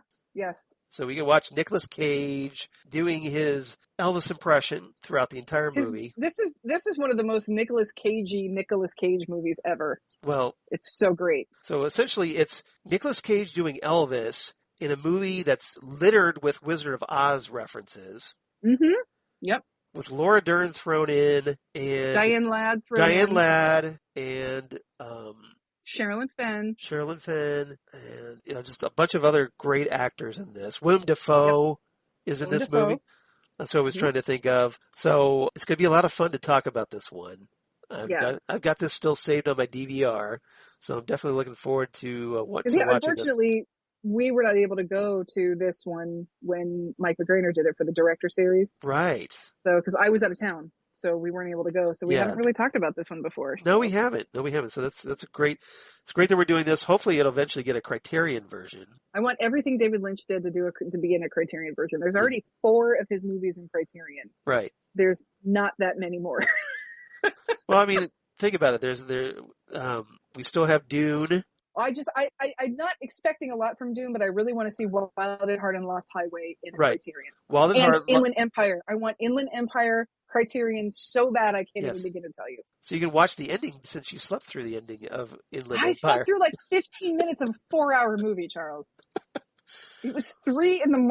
and I had been drinking and I slept like 15 minutes. I had to tease you about that. At least I wasn't the guy snoring that everybody was like kind of looking at and kind of chuckling. At least I didn't snore. You were not snoring guy. I've stated Yes. this a couple of times here on the podcast. You were not the snoring guy. No, you were not that bad. You didn't Yeah, snore. I was not the snoring You guy, did but not snore. I did nod off for about 15 minutes. Yes, Yeah. I will give you that. So I woke up in time for the creepy ass ending. I saw that. I saw Laura Dern's creepy face. okay, all right. So all right, how about this? You missed a chunk of the third act. I missed a chunk of the third act. Yes, Okay.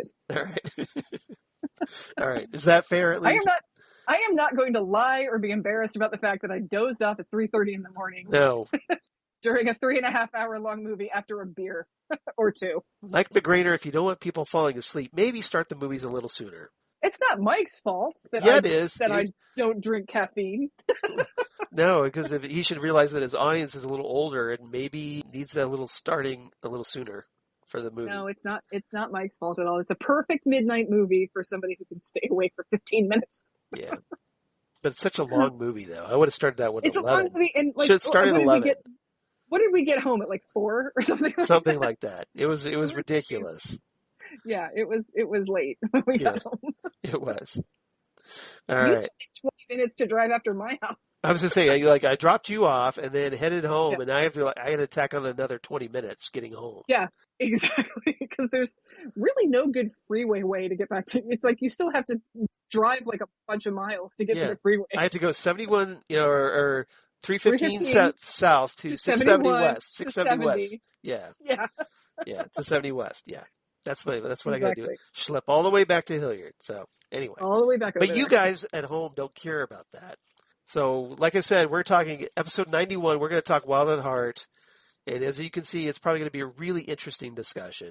So hope everybody comes back. Xan, do you have any final thoughts before we sign off? Insurrection is treason. Right. That's a good one. Yeah. That's always a I good already one. talked about my individuality and my belief in personal freedom. I'm done. You're done. Yeah. You don't have to speak anymore. All right.